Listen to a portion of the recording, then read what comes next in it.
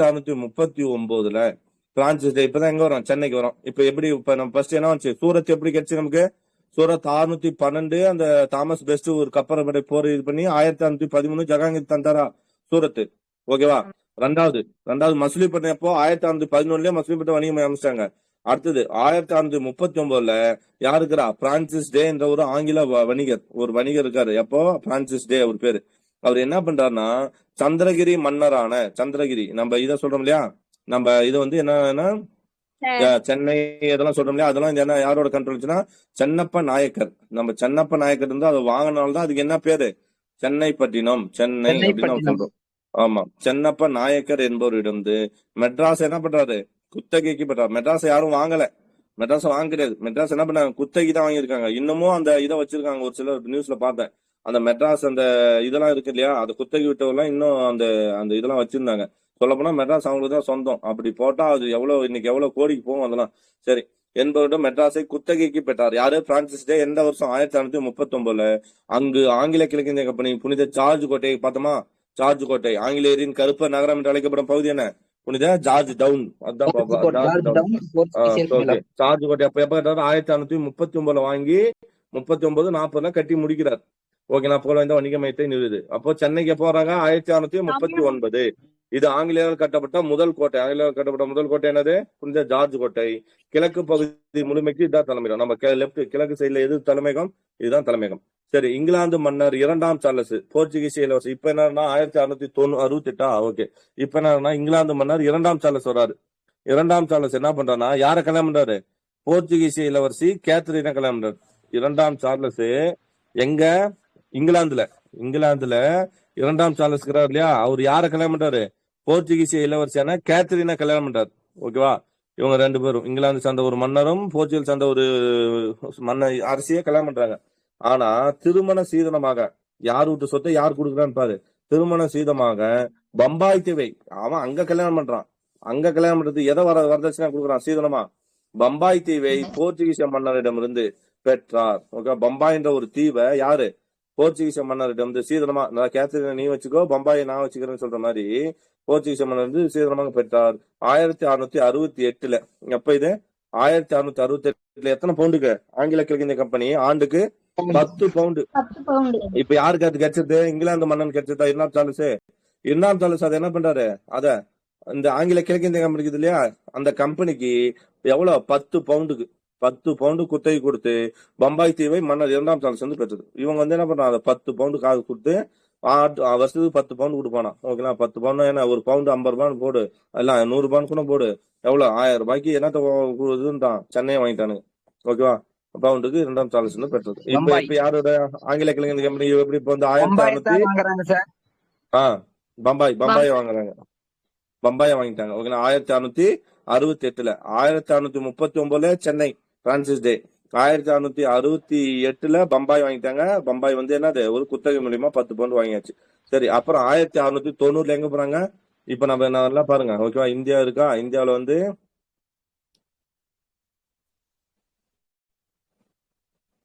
Okay India இருக்கு அப்படின்னு பார்த்தோம்னா, இந்தியாவில எதை கைப்பற்றிட்டான்? ஃபர்ஸ்ட் சூரத் எங்க இருக்கும்? இங்க இருக்கும் சூரத். 2வது என்ன பண்ணோம்? மசூலிப்பட்டினம்ன்றது இங்க இந்தியா, நம்ம ஆந்திர பிரதேசம் தமிழ்நாட்டுக்கு இருக்கும் மசூலிப்பட்டினம். 3வது என்ன பார்த்தோம்? இது சும்மா இதெல்லாம் வணிக மையம். ஆனா வந்து பெருசா வந்து சென்னை ஒரு நகரமா உருவாக்குறது சென்னை 1639. அதே மாதிரி பம்பாய் எப்போ வாங்கினாங்க? பம்பாய் 1668 அப்ப மீதி இன்னொரு பகுதி என்னது? இன்னொரு பகுதி வங்காளம் எப்ப போது 1690 சுதாநுதி என்ன பேர் இருக்குது? சுதாநுதி என்ற இடத்தில் ஜாப் சார்னாக் பேர் நோட் பண்ணிக்கோ. ஜாப் சார்னாக் என்பவரால் ஒரு வர்த்தக மையம் நிறுவப்படுது. என்ன ஊர்ல? சுதாநுதி என்ற ஒரு ஊர்ல 1690 ஒரு வர்த்தக மையத்தை உருவாக்குறாங்க. ஓகேனா?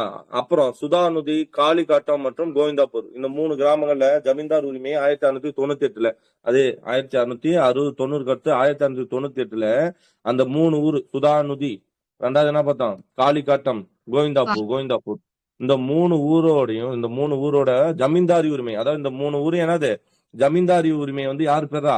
1698 கிழக்கிந்திய கம்பெனி பெற்றது ஜமீன்தாரி முறையை. ஓகேவா? ஜமீன்தார் நிலையான நிலவரி வசூலிப்பாங்களே அந்த முறையை பெறுது. அப்படி பெற்றது மூலியமா இந்த 3 கிராமங்கள் தான் பின்னாடி, அது எந்த வருஷம் தெரியாது, 1698 பின்னாடி என்னவா மாறுது? வளர்ச்சி அடைந்து பின்னாளில் கல்கத்தா நகரமாக பார்த்தது. அப்ப இந்த 3 கிராமம் தான் என்னவா மாறுது? கல்கத்தா. கல்கத்தான்னு பேர் வருது. சரி, வளர்ச்சி பெற்றது 1696 கடைசியா 1696 சுதா நதியில் எப்ப கோட்டை கட்டுறாங்க? வில்லியம் கோட்டை எப்ப உருவாது? 1696 கட்டுறான். 96 சுதா நதியில் வலுவான ஒரு கோட்டை கட்டப்பட்டது. அது 1700 வில்லியம் கோட்டை என அழைக்கப்பட்டது. கட்டணது எப்போ? 1696 கட்டப்பட்டது. அது எப்போ வில்லியம் கோட்டை அழைக்கப்பட்டது? 1700. ஓகேவா? 700. ஓகேவா? இப்ப 3 எப்படி ஆங்கிலேயோட முக்கியமான பகுதியில் எப்படி வந்து புரிஞ்சா? 1639 சென்னை, 1668 பம்பாய், 1690 690 வந்து சுதாநதி, 1698 வந்து சுதாநதி, காளிகாட்டம், கோவிந்தாபுரம், கல்கத்தான்னு உருவாது. அப்புறம் எக்ஸ்ட்ரா 1696 வந்து சுதநில ஒரு கோட்டையை கட்டுறாங்க. அந்த கோட்டை பிற்காலையில் 1700 என்ன அப்படின்னா வில்லியம் கோட்டை. இப்போ 1757 பிளாசி போர் உங்களுக்கு தெரியும். சிராஜ் உத்தவ்லாவுக்கும் ராபர்ட் கிளைவுக்கும் நடக்கும் 1757. அதுக்கப்புறம் 1767 பக்சார் போர். அந்த 3 மன்னருக்கு சிராஜ் உத்தவ்லா அந்த டீமுக்கு எல்லாம் நடக்கும். பக்சார் போருக்கு பிறகு ஆங்கில கிழக்கிந்திய மீர் ஜாபர், மீர் காசிம் வருவாங்க இல்லையா, அந்த போர். அதுல வந்து போருக்கு பிறகு ஆங்கில கிழக்கிந்திய ஒரு அரசியல் சக்தியாக மாறிச்சு. அதுலதான் என்னாச்சு? ஏன்னா ஜெயிஸ்டான் இரட்டை ஆட்சி யார் ஆரம்பிக்கிறான்? வங்காளத்தில் இரட்டை ஆட்சி தெரியாது, ராபர்ட் கிளைவ். அதுக்கப்புறம் 1858 வரை ஆங்கில கிழக்கிந்திய கம்பெனி ஆட்சி போகும். அப்புறம் பெருங்கிழச்சி 1857 வந்த பின்னாடி விக்டோரியா மகாராணி அறிக்கைக்கு பின்னாடி 1858 இருந்து என்ன கேன்சல் ஆயிடும்? ஆங்கில கிழக்கிந்திய ஆட்சி வீழ்ச்சி அடைஞ்சிரும். அவ்வளவுதான். ஓகேவா? ஓகேவா? ஆங்கிலேயர் ஓகேவா? பிரெஞ்சுக்காரர் பார்த்தல இங்கே பிரெஞ்சுக்காரர் எழுதியோ, பிரெஞ்சுக்காரர் எழுதியோ, பிரெஞ்சுக்காரர் அப்படியே எப்படி கைப்பற்றாங்க பாரு. பிரெஞ்சுக்காரர்கள் பிரெஞ்சு கிழக்கிந்திய நிறுவனம் மன்னர் 14ஆம் லூயி. ஓகேவா? அதே 4ஆம் கிறிஸ்டியன் எங்க வருவாரு? 4ஆம் கிறிஸ்டியன் எந்த வருஷம்?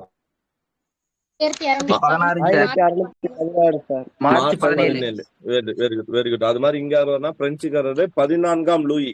ஓகேனா? பிரெஞ்சு கிழக்கிந்திய நிறுவனம் 14ஆம் லூயி அமைச்சரான கால்பர்ட், அவரோட அமைச்சர் பேர் என்ன? கால்பர்ட். சார் இவங்க ஷாஜகான் அவையில இருந்திருப்பாங்கல்ல சார்? என்ன ப்ரோ? ஷாஜகான் அவையில இருந்திருப்பாங்கல்ல கால்பர்ட்டா? ஆமா. இல்ல அந்த 14ஆம் லூயி. 14ஆம் லூயா? அக்பரோட இதுல எப்படி எலிசபெத் ராணி இருந்தாங்களோ அதே மாதிரி ஷாஜகானோட இதுல வந்து பார்த்தா இவங்க 14ஆம் லூயி இருந்திருப்பாங்க. ஆமா, இருப்பாரு. கரெக்ட். நோட் பண்ணி. Okay, very good. ஷாஜகான் காலத்துல வந்து 14ஆம் லூயி வந்து சமகாலத்தவரா இருந்தார். ஓகே. பிரெஞ்சு கிழக்கிந்திய நிறுவனம் மன்னர் 14ஆம் லூயின் அமைச்சரான கால்பர்ட் என்பவரால் 1664 உருவாக்கப்பட்டது. அப்ப பிரெஞ்சு கிழக்கிந்திய நிறுவனம் எப்போ உருவாது? 1664 14ஆம் லூயி, அவரோட அமைச்சர் கால்பர்ட். சரி, 1667 1664 உருவாக்கிட்டோமா? 67 பிரான்காய்ஸ் கரோன், அவர் பேர் என்ன? பிரான்காய்ஸ் கரோன் எழுதிங்க. 1667 பிரான்காய்ஸ் கரோன் அப்படின்ற ஒருத்தர். பிரான்காய்ஸ் கரோன்றவர் எப்ப வராரு? 1667 ஒரு தலைமையின் கீழ் ஒரு குழு இந்தியாவிற்கு பயணம் மேற்கொண்டு இந்தியாவுக்கு ஃபர்ஸ்ட் வராங்க. பிரான்காய்ஸ் கரோன் தலைமையில 1667. அவர் வந்து என்ன பண்றாருன்னா வியாபாரத்துக்காக இந்தியாவுக்கு வருகை தந்த ஐரோப்பிய நாடுகளுள் கடைசியா வந்து பிரான்ஸ் தான். ஏன்னா 1664 இல்லையா? ஆமா, கடைசியா வருது வந்து பிரான்ஸ் தான். சரி, இந்தியாவில் முதல் பிரெஞ்சு வணிக மையத்தை கரோன் வராரு. பிரான்காய்ஸ் கரோன் 1667 இந்தியா வராரு. அவர் என்ன பண்றாருன்னா சூரத் நகர்ல நிறுவினார். ஓகேவா? முதல் வணிக மையத்தை எங்க நிறுவாரு? சூரத் நகர்ல. ஓகேவா? சரி, 1669 அதுவே வந்து இது எங்க ஆரம்பிச்சாங்க? ஆங்கிலேயர் எங்க ஆரம்பிச்சாங்க முதல் வணிக மையம்? மசூலிப்பட்டினம். 1611 மசூலிப்பட்டினம். ஓகேங்களா? சூரத்ல எப்ப ஆரம்பிக்கிறாங்க? 13. ஓகேவா? இவங்க வந்தோடனே எங்க ஆரம்பிச்சிட்டாங்க? சூரத்ல. ஏன்னா வந்தோடனே சூரத் ஆரம்பிச்சிட்டாங்க. அதுதான் பிரச்சனை ஆங்கிலேயருக்கும் இவங்களுக்கும். 1669 மர்காரா என்பது. அப்ப சூரத் எப்படி இவங்க கைக்கு வந்துச்சுன்னு புரியுதா? சூரத் வந்து வந்தோடனே யாரோ ஒருத்தர் அனுப்பிச்சிடாரு. பிரான்காய்ஸ் கரோன் 1667 இந்தியா வந்து ஒரு மையத்தை இதுன்றாரு, வர்த்தக மையத்தை சூரத்ல ஆரம்பிக்கிறாரு. அதுக்கப்புறம் யாரு வரானா? மார்காரா என்றவர் என்ன பண்றாருன்னா 1669 2 வருஷம் கழிச்சு அவரு என்ன பண்றாரு? கோல்கொண்டா சுல்தானோட அனுமதி பெற்று பிரான்சின் 2வது வர்த்தக மையம் எங்க? மசூலிப்பட்டினம். நம்ம அங்கேயே பார்ப்போம். கோல்கொண்டா மசூலிப்பட்டினம் யாரோட துறைமுகம்? கோல்கொண்டா சுல்தானோட துறைமுகம். அதை வந்து ஆங்கிலேயர் வந்து கைப்பற்றாங்க 1611 இது பண்ணாங்கன்னு பார்த்தோம்னா, அது மாதிரி இவங்க எப்ப இது பண்றாங்க? 1669. ஆங்கிலேயர்னா 1611. சுல்தான் இது இவங்க இப்ப பிரெஞ்சுக்காரர் எப்போ? 1669. ஓகே, 69. ஓகே, கேக்குதா? கிளாஸ் கேக்குதா? சார் தெளிவா கேக்குதுங்க சார். எழுதிட்டு 1669 மார்காரா பிரான்ஸோட இரண்டாவது வர்த்தக மையம் மசூலிப்பட்டினம். நெக்ஸ்ட் 1673 அதுக்கப்புறம் 1673ல பிஜப்பூர் ஆட்சியாளர்கள் செர்கான் லோடி. ஓகேங்களா, பிஜப்பூர் ஆட்சியாளர் யார்? அவர் பேரு செர்கான் லோடிக்கு வழங்கப்பட்ட மானியத்தின் கீழ் ஓகேங்களா மார்டின் என்பவர், மார்டின்ற ஒருத்தர் மார்க்கா அவருக்கு மார்காரா வந்து எதை வாங்கினா சூரத் அமைச்சாரு, மசூலிப்பட்டினம் அமைச்சார் இல்லையா? அது மாதிரி 1673ல பீஜப்பூர் ஆட்சியாளர் செர்கான் லோடி கிட்ட இருந்து அவருக்கு வழங்கப்பட்ட மானியத்தின் கீழ் மார்டின் என்பவர் என்ன பண்றாருன்னா பாண்டிச்சேரி குடியேற்ற நிறுவுறார். பாண்டிச்சேரி அப்ப யார்கிட்ட இருந்து வாங்குறாங்க? யார்கிட்ட இருந்து? பிஜப்பூர் ஆட்சியாளர் செர்கான் லோடிகிட்ட இருந்து 1673 மார்டின்றவர் தான் அது பாண்டிச்சேரிய குடியேற்றத்தை நிறுவுறாரு. அதுக்கப்புறம் அதே வருஷம் தான் இந்தியாவின் மிக முக்கியமான மற்றும் வளமான பிரெஞ்சு குடியேற்றம் பாண்டிச்சேரி. பாண்டிச்சேரியில் செயின்ட் லூயிஸ் எனப்படும் கோட்டையை பிரான்ஸ்காய்ஸ் மார்டின் கட்டினார். எப்ப? அப்போ 1673க்கு அப்புறம் தான் என்ன பண்றாரு? பிரான்ஸ்காய்ஸ் லூயிஸ் மார்டின்கிறார் இல்லையா, மார்டின். ஓகேங்களா, சோ அவர் வந்து என்ன பண்றாரு? மார்டின்றவர் வந்து அவர் பேர் வந்து ஓகே அதுதான் பிரான்காய்ஸ் மார்டினா. ஓகே, இந்தியாவின் முக்கியமான பகுதி செயின்ட் லூயிஸ் எனப்படும் கோட்டை. லூயிஸ் கோட்டை எங்க பார்த்தோம்? பாண்டிச்சேரி பார்த்தோம். லூயிஸ் கோட்டையை கட்டுறது யார் அப்போ? François Martin. Okay, François Martin. சரி, அப்போ வங்காளத்தின் முகலாய ஆளுநரான ஷெயிஸ்டா கான் எங்க படிப்போம்? சிவாஜி ஷெயிஸ்டா கான் படிப்போம். ஞாபகம் இருக்கா? ஷெயிஸ்டா கான் வந்து ஒரு 400 பேரு திருமண வேஷம் போட்டு வந்து சிவாஜி என்ன பண்ணுவார்? தோக்கடிப்பாரு அப்படின்னு பாப்பல.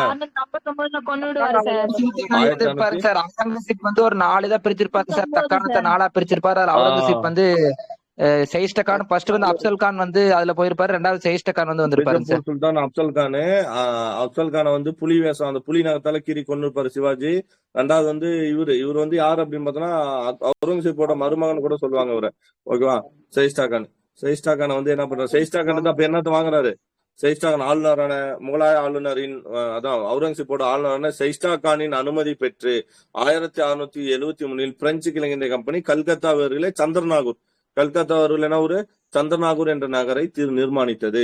அப்ப எப்படி வந்துச்சு பாரு? பிரெஞ்சு கிழக்கிந்திய நிறுவனம் இந்தியாவில் பல்வேறு இடங்களில் வர்த்தக மேல குறிப்பா கடலோர பகுதிகளான மாகி, காரைக்கால், பாலசோர் மற்றும் காசிம் பஜார் போன்ற இடங்கள் முக்கியமான. ஓகே, சோ இப்ப எப்படி வந்துச்சு கணக்கு போடு. ஃபர்ஸ்ட் 1664ல யாரு? 14ஆம் லூயி, அவரோட அமைச்சர் பேர் என்ன? கால்பெட் என்றவர் உருவாக்குறாரு. அப்ப 1667ல ஒரு டீம் யாரோட தலைமையில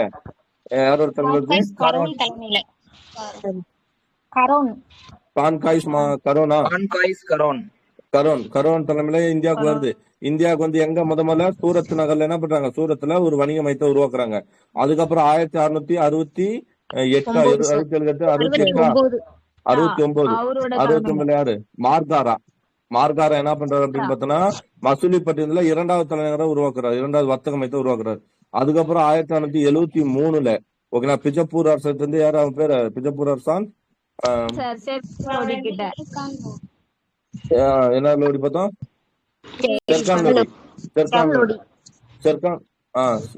செர்கான் லோடிட்டு இருந்து என்ன வாங்குறாங்க அப்படின்னு பார்த்தோம்னா மானியமா வழங்கப்பட்ட பாண்டிச்சேரியை வந்து யார் வாங்குறா? மார்டின்றவரு ஒரு குடியேற்ற நிறுவனர் மார்டின், பிரான்காய்ஸ் மார்டின். அவர் என்ன பண்றாரு? அங்க லூயிஸ் கோட்டையை கட்டாரு.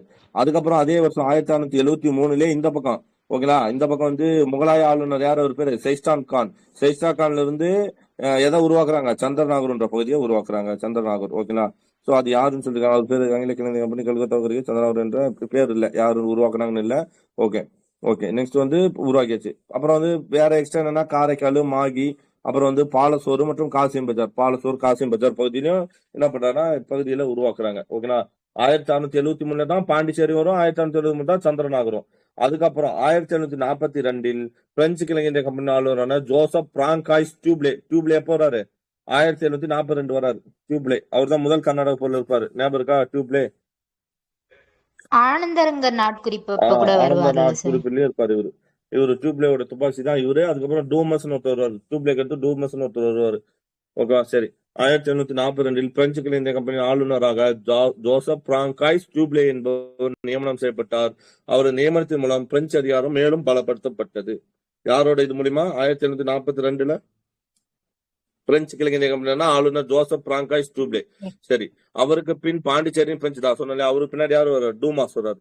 டியூப்லேக்கும் டூமாஸுக்கும் மொழி பெயர்ப்பாளர் தான் யாரு இருப்பாரு? நம்மளால ஆனந்தரங்கன்னு இருப்பாரு. ஓகே, ஓகே டியூப்லே அதுக்கடுத்து டூமாஸ். ஓகேவா, நெக்ஸ்ட் தூர கிழக்கு துணைப்படை நாடுகளுடன் திட்டத்துக்கு கூட இவர் தான் முன்னோடின்னு சொல்லியிருக்காங்க சார். வெள்ளஸ்லிக்கு முன்னாடியே இவர் ட்ரை பண்ணிருப்பாரு. எதுக்கு? துணைப்படை சப்சிடரி அலையன்ஸ் சொல்லுவாங்கல்ல சார். ஆமா டியூ பிளஸ் தானே சார் ஃபர்ஸ்ட் ட்ரை பண்ணிருப்பாரு. அதுக்கப்புறம் வெள்ளஸ்லே வருவாரு. வெள்ளஸ்லிக்கு இது இவர் தான் முன்னோடி அப்படின்னு சொல்லுவோம். டூ பிளே சொல்றீங்களா? ஆமா சார். Okay okay. வெல்லஸ்லியோட முன்னாடி டூ பிளே.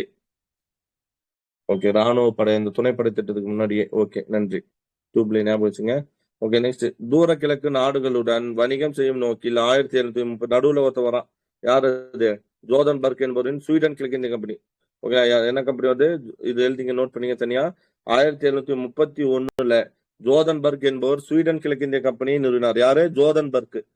ஜோதன்பர்க் என்ன பண்றாரு? ஸ்வீடன் கிழக்கிந்திய கம்பெனி ஒண்ணு நிறுவுறாரு. ஆனா டச்சு கிழக்கிந்திய கம்பெனி மற்றும் ஆங்கில கிழக்கிந்திய கம்பெனி வெற்றி ஸ்வீடன் கிழக்கிந்திய கம்பெனி தோட்டத்திற்கு ஊக்குவிப்பாக இருந்துச்சு. ஜஸ்ட் நிறுவனாரு, அவ்வளவுதானே தவிர ஒண்ணும் பண்ண கிடையாது. டச்சோட இதுவும் ஆங்கிலேயரோட வெற்றியும் உங்களுக்கு என்னன்னா ஜஸ்ட் ஊக்குவிக்க தோணுச்சு, அவ்வளவுதான். ஓகேவா? நெக்ஸ்ட். அப்ப இங்க பிரெஞ்சுக்காரனும் ஆங்கிலேயரும் பார்த்தலாம். ஓகே, ஆங்கிலேயர் வருகை பாருங்க. ஆங்கிலேயர் வருகை இங்கிலாந்து கிழக்கிந்திய நிறுவனம் அதுதான். லண்டன் நகரின் லேடன் வால் வீதியை சேர்ந்த ஒரு வணிகுழு. அந்த வீதி பேரே சொல்றான். லண்டன் நகர்ல லேடன் வால் வீதி. நோட் பண்ணீங்க. லண்டன் நகரில் என்ன வீதி? Leadenhall. Leadenhall. அந்த வீதியை சேர்ந்த ஒரு வணிக குழு கீழே நாடுகள் பெரும் லாபத்தை ஈட்டி தரும் நறுமண பொருட்கள் வியாபாரத்தில் தாங்களும் பங்கு பெற அரசியல் முதலாம் எலிசபெத்திடம் பட்டயம் உரிமை ஆணை ஒன்றை பெற்றனர். எப்போ? 1600 டிசம்பர் 31. எத்தனை பேர் இருப்பாங்க அதுல? ஒரு ஆளுநரும் 24 இயக்குனரும் பார்த்தோமா? ஓகே, ஆமா. பணம் படைத்த வணிகரையும் மேட்டுக்குடி மக்களையும் கொண்டுதான் இருந்தது. ஓகே, 1611 அரசர் முதலாம் ஜேம்ஸ் வில்லியம் ஹாக்கின்ஸ் மூலம் இந்தியாவுடன் இயல்பாக வணிகம் செய்யும் அனுமதியை முகலாய அரசர் ஜஹாங்கீரிடம் பெற்றார். அதாவது 1611. அப்ப அது என்ன பகுதியா இருக்கும்? நம்ம அங்கதான் போச்சுன்னா 1608 வருவார் ஹாக்கின்ஸ். ஆனா அவர் கொடுப்பாரு, போர்ச்சுகல் தலையிட்டாலும் அவர் கொடுக்க மாட்டான்னு பாப்போம் இல்லையா? ஆனா இங்க என்ன சொல்றாங்க? இருக்கலாம். 1611 அரசர் முதலாம் ஜேம்ஸ் வில்லியம் ஹாக்கின்ஸ் மூலம் இந்தியாவுடன் இயல்பாக வணிகம் செய்யும் அனுமதியை முகலாய அரசர் ஜஹாங்கீரிடம் இவர் எப்ப பெற்றாரு? ஹாக்கின்ஸ் பெற்றாருன்னு கேட்டா அது எப்ப சொல்றாங்க? அதான் பாரு, நான் சொன்னல முதலாம் ஜேம்ஸ் சொல்றதுதான் அவர் அனுப்பிவிடுவாரு வில்லியம் ஹாக்கின்ஸா. ஓகே, அப்போ என்னன்னா 1612 மேபி அது என்னவா இருக்கலாம்? மசிலிப்பட்டினமா இருக்கலாம். அதுக்கப்புறம் முகலாய அரசர் ஜஹாங்கீரிடம் சூரத்தில் சில வணிக உரிமைகளை பெற்றனர். அது எப்போ சூரத்துல கிடைச்சது? 1613. அது காரணம் என்ன? 1612 தாமஸ் பெஸ்ட் என்றவர் என்ன பண்ணிருப்பாரு? போர்ச்சுகல் கப்பற்படையை தோற்கடிச்சிருப்பாரு. அதுதான் அது காரணம். சரி, அதுக்கப்புறம் குஜராத்தின் முகலாய ஆளுநர் இளவரசர் குர்ரம் ஆங்கிலேயருக்கு வணிக உரிமையிலே வழங்கினார். அப்போ அதுக்கப்புறம் யாரு வரா? குஜராத்துக்கு வணிக உரிமை வழங்கினாரு யாரு? ஜஹாங்கீரோட பையன் யாரு? குர்ரம் யாரு? ஷாஜகான் என்ன பண்றாரு? இளவரசர் குஜராத்தோட முகலாய ஆளுநரான குஜராத்தோட ஆளுநர் அவரு. ஏன்னா டெல்லி இந்தியாவுக்கூட முகலாய மன்னன் யாருன்னு கேட்டா ஜஹாங்கீர் இருக்காரு. ஜஹாங்கீரோட குஜராத்துக்கு தனியா ஆளுநரா இருந்தவர் யாருன்னா இளவரசர் குர்ரம். அவரு மன்னர் பதவி ஏற்கும்போதுனா ஷாஜகான் பேர் வாங்கினாரு. அப்ப இந்த டைம்ல குர்ரம் தானே இருக்கும் அவர் பேரு. ஓகே, குர்ரம் என்ன பண்றாருன்னா குஜராத்ல வணிக உரிமையிலே வழங்கினார். ஆனால் இப்பகுதியில் போர்ச்சுகீஸ் முன்பு செலவுப்பட்டிருந்தால் ஆங்கிலேயரும் சுதந்திரமா செயல்பட முடியல. சரி, 1639 என்ன ப்ரூவ் பார்த்தோம்? சந்திரகிரியின் அரசர் சென்னப்ப நாயக்கர் பத்தமா சென்னப்ப நாயக்கர் அவர் வந்து சென்னை ஆங்கில கிழக்கிந்திய கம்பெனிகளுக்கு கொடுத்து அதில் கோட்டை கட்டிக்கொள்ளும் அனுமதி வழங்கினார். யார் அவர் பேரு? பிரான்சிஸ் டே. கட்டப்பட்ட கோட்டை புனித ஜார்ஜ் கோட்டை என பெயரிடப்பட்டது. இந்திய மண்ணில் ஆங்கிலேய கிழக்கிந்திய கணியின் குழு முதலாக பெற்ற நிலப்பகுதி இதுவே. சென்னையில் கம்பெனியின் ஒரு பகுதியா கைப்பற்றாங்கன்னா அது இதுதான். சென்னையின் கம்பெனியில் கட்டுப்பாட்டில் இருந்த பகுதிகள் மீது 1645 ஆண்டு கோல்கொண்டா, அதே மாதிரிதான் சென்னை, அதே அவர்கிட்டே மீண்டும். ஓகேங்களா? சென்னை கம்பெனியின் கட்டுப்பாட்டில் இருந்த என்ன பகுதி பார்த்தோம்? கோல்கொண்டா அப்படின்ற பகுதி அரசர் படையெடுத்து பால்படுத்தினார். பகுதிகள் மீது 1645 ஆண்டு என்ன பண்றாரு? கோல்கொண்டா அரசர் என்ன பண்றாரு?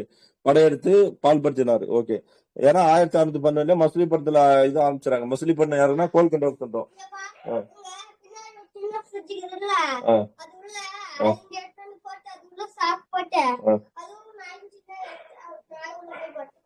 அந்த மாதிரி முட்டாள்தனம் வேணாம். ஓகேவா? டேய், அது மாதிரி எதுவும் பண்ண நாய் கடிச்சிடும். நான் வந்து பாத்துறேன், நீ எதுவும் பண்ணாத. ஓகேவா? போயிட்டு ஹோம்ஒர்க் எழுது போ. ஓகே, நாய் தொடர்ந்து யாராவது 1645 ஆண்டு கோல்கொண்டா அரசர் படையெடுத்து பால்படுத்தினார். ஓகேங்களா? ஒரு நிமிஷம்.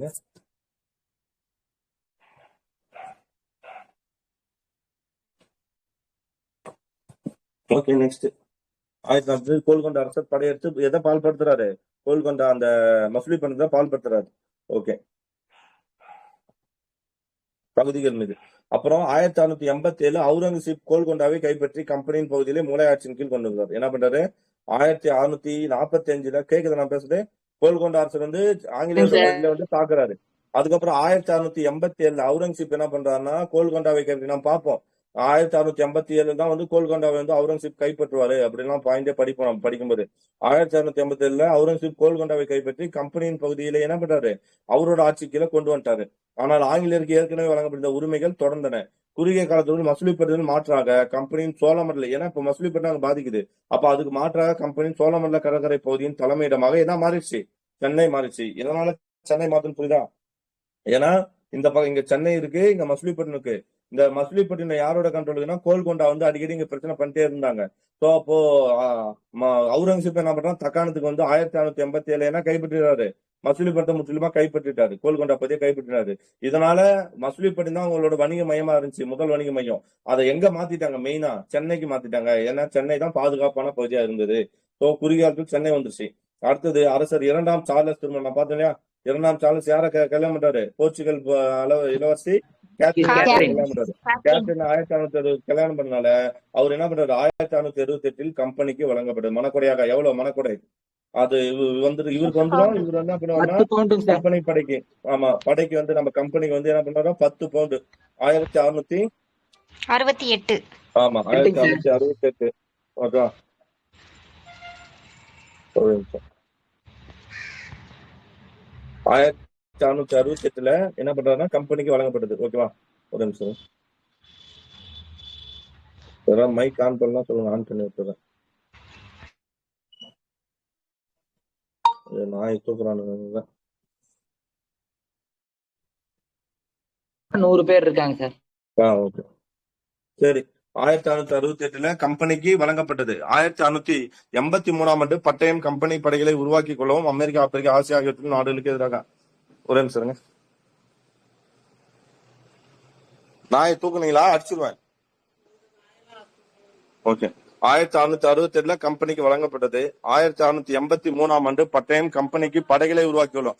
எப்ப வந்து நமக்கு வந்து படைகளை உருவாக்கி கொள்ளவும் அமெரிக்கா, ஆப்பிரிக்கா, ஆசிய நாடுகளுக்கு எதிராக போர் அறிவிப்பு செய்யவும் அமைதி உடன்படிக்கை மேற்கொள்ளும் உரிமை வழங்கினா 1683 ஆண்டு. ஓகேங்களா? இங்கிலாந்து அரசு என்ன பண்ணுதுன்னா, இங்கிலாந்து அரசு நமக்கு என்ன பண்ற? ஆங்கிலேய அந்த கிழக்கிந்திய படைக்கு இல்லையா, அவங்க நீங்க வந்து ஒரு படையை உருவாக்கிக்கலாம். அந்த படையை உருவாக்கிக்கலாம். நீங்க ஒரு ராணுவ படை மாதிரி ஒரு படையை உருவாக்கிக்கலாம். அமெரிக்கா, ஆப்பிரிக்கா, ஆசியா நாடுகளுக்கு எதிராக போர் தெரிவிச்சுக்கலாம் அப்படின்னு சொல்லி ஒரு உடன்படிக்கை சொல்ல எப்போ ஒரு உரிமை வந்தது? போர் அறிவிப்பு செய்யவும் அமைதி உடன்படிக்கை 1683. சரிங்களா? நெக்ஸ்ட் 1652 சென்னை ஒரு மாகாணமாக்கப்படுது. எப்ப மாகாணமாக்குறாங்க சென்னை? நோட் பண்ணீங்க. 1652 சென்னை ஒரு மாகாணமா உருவாக்கப்படுது. எப்போ? 1652.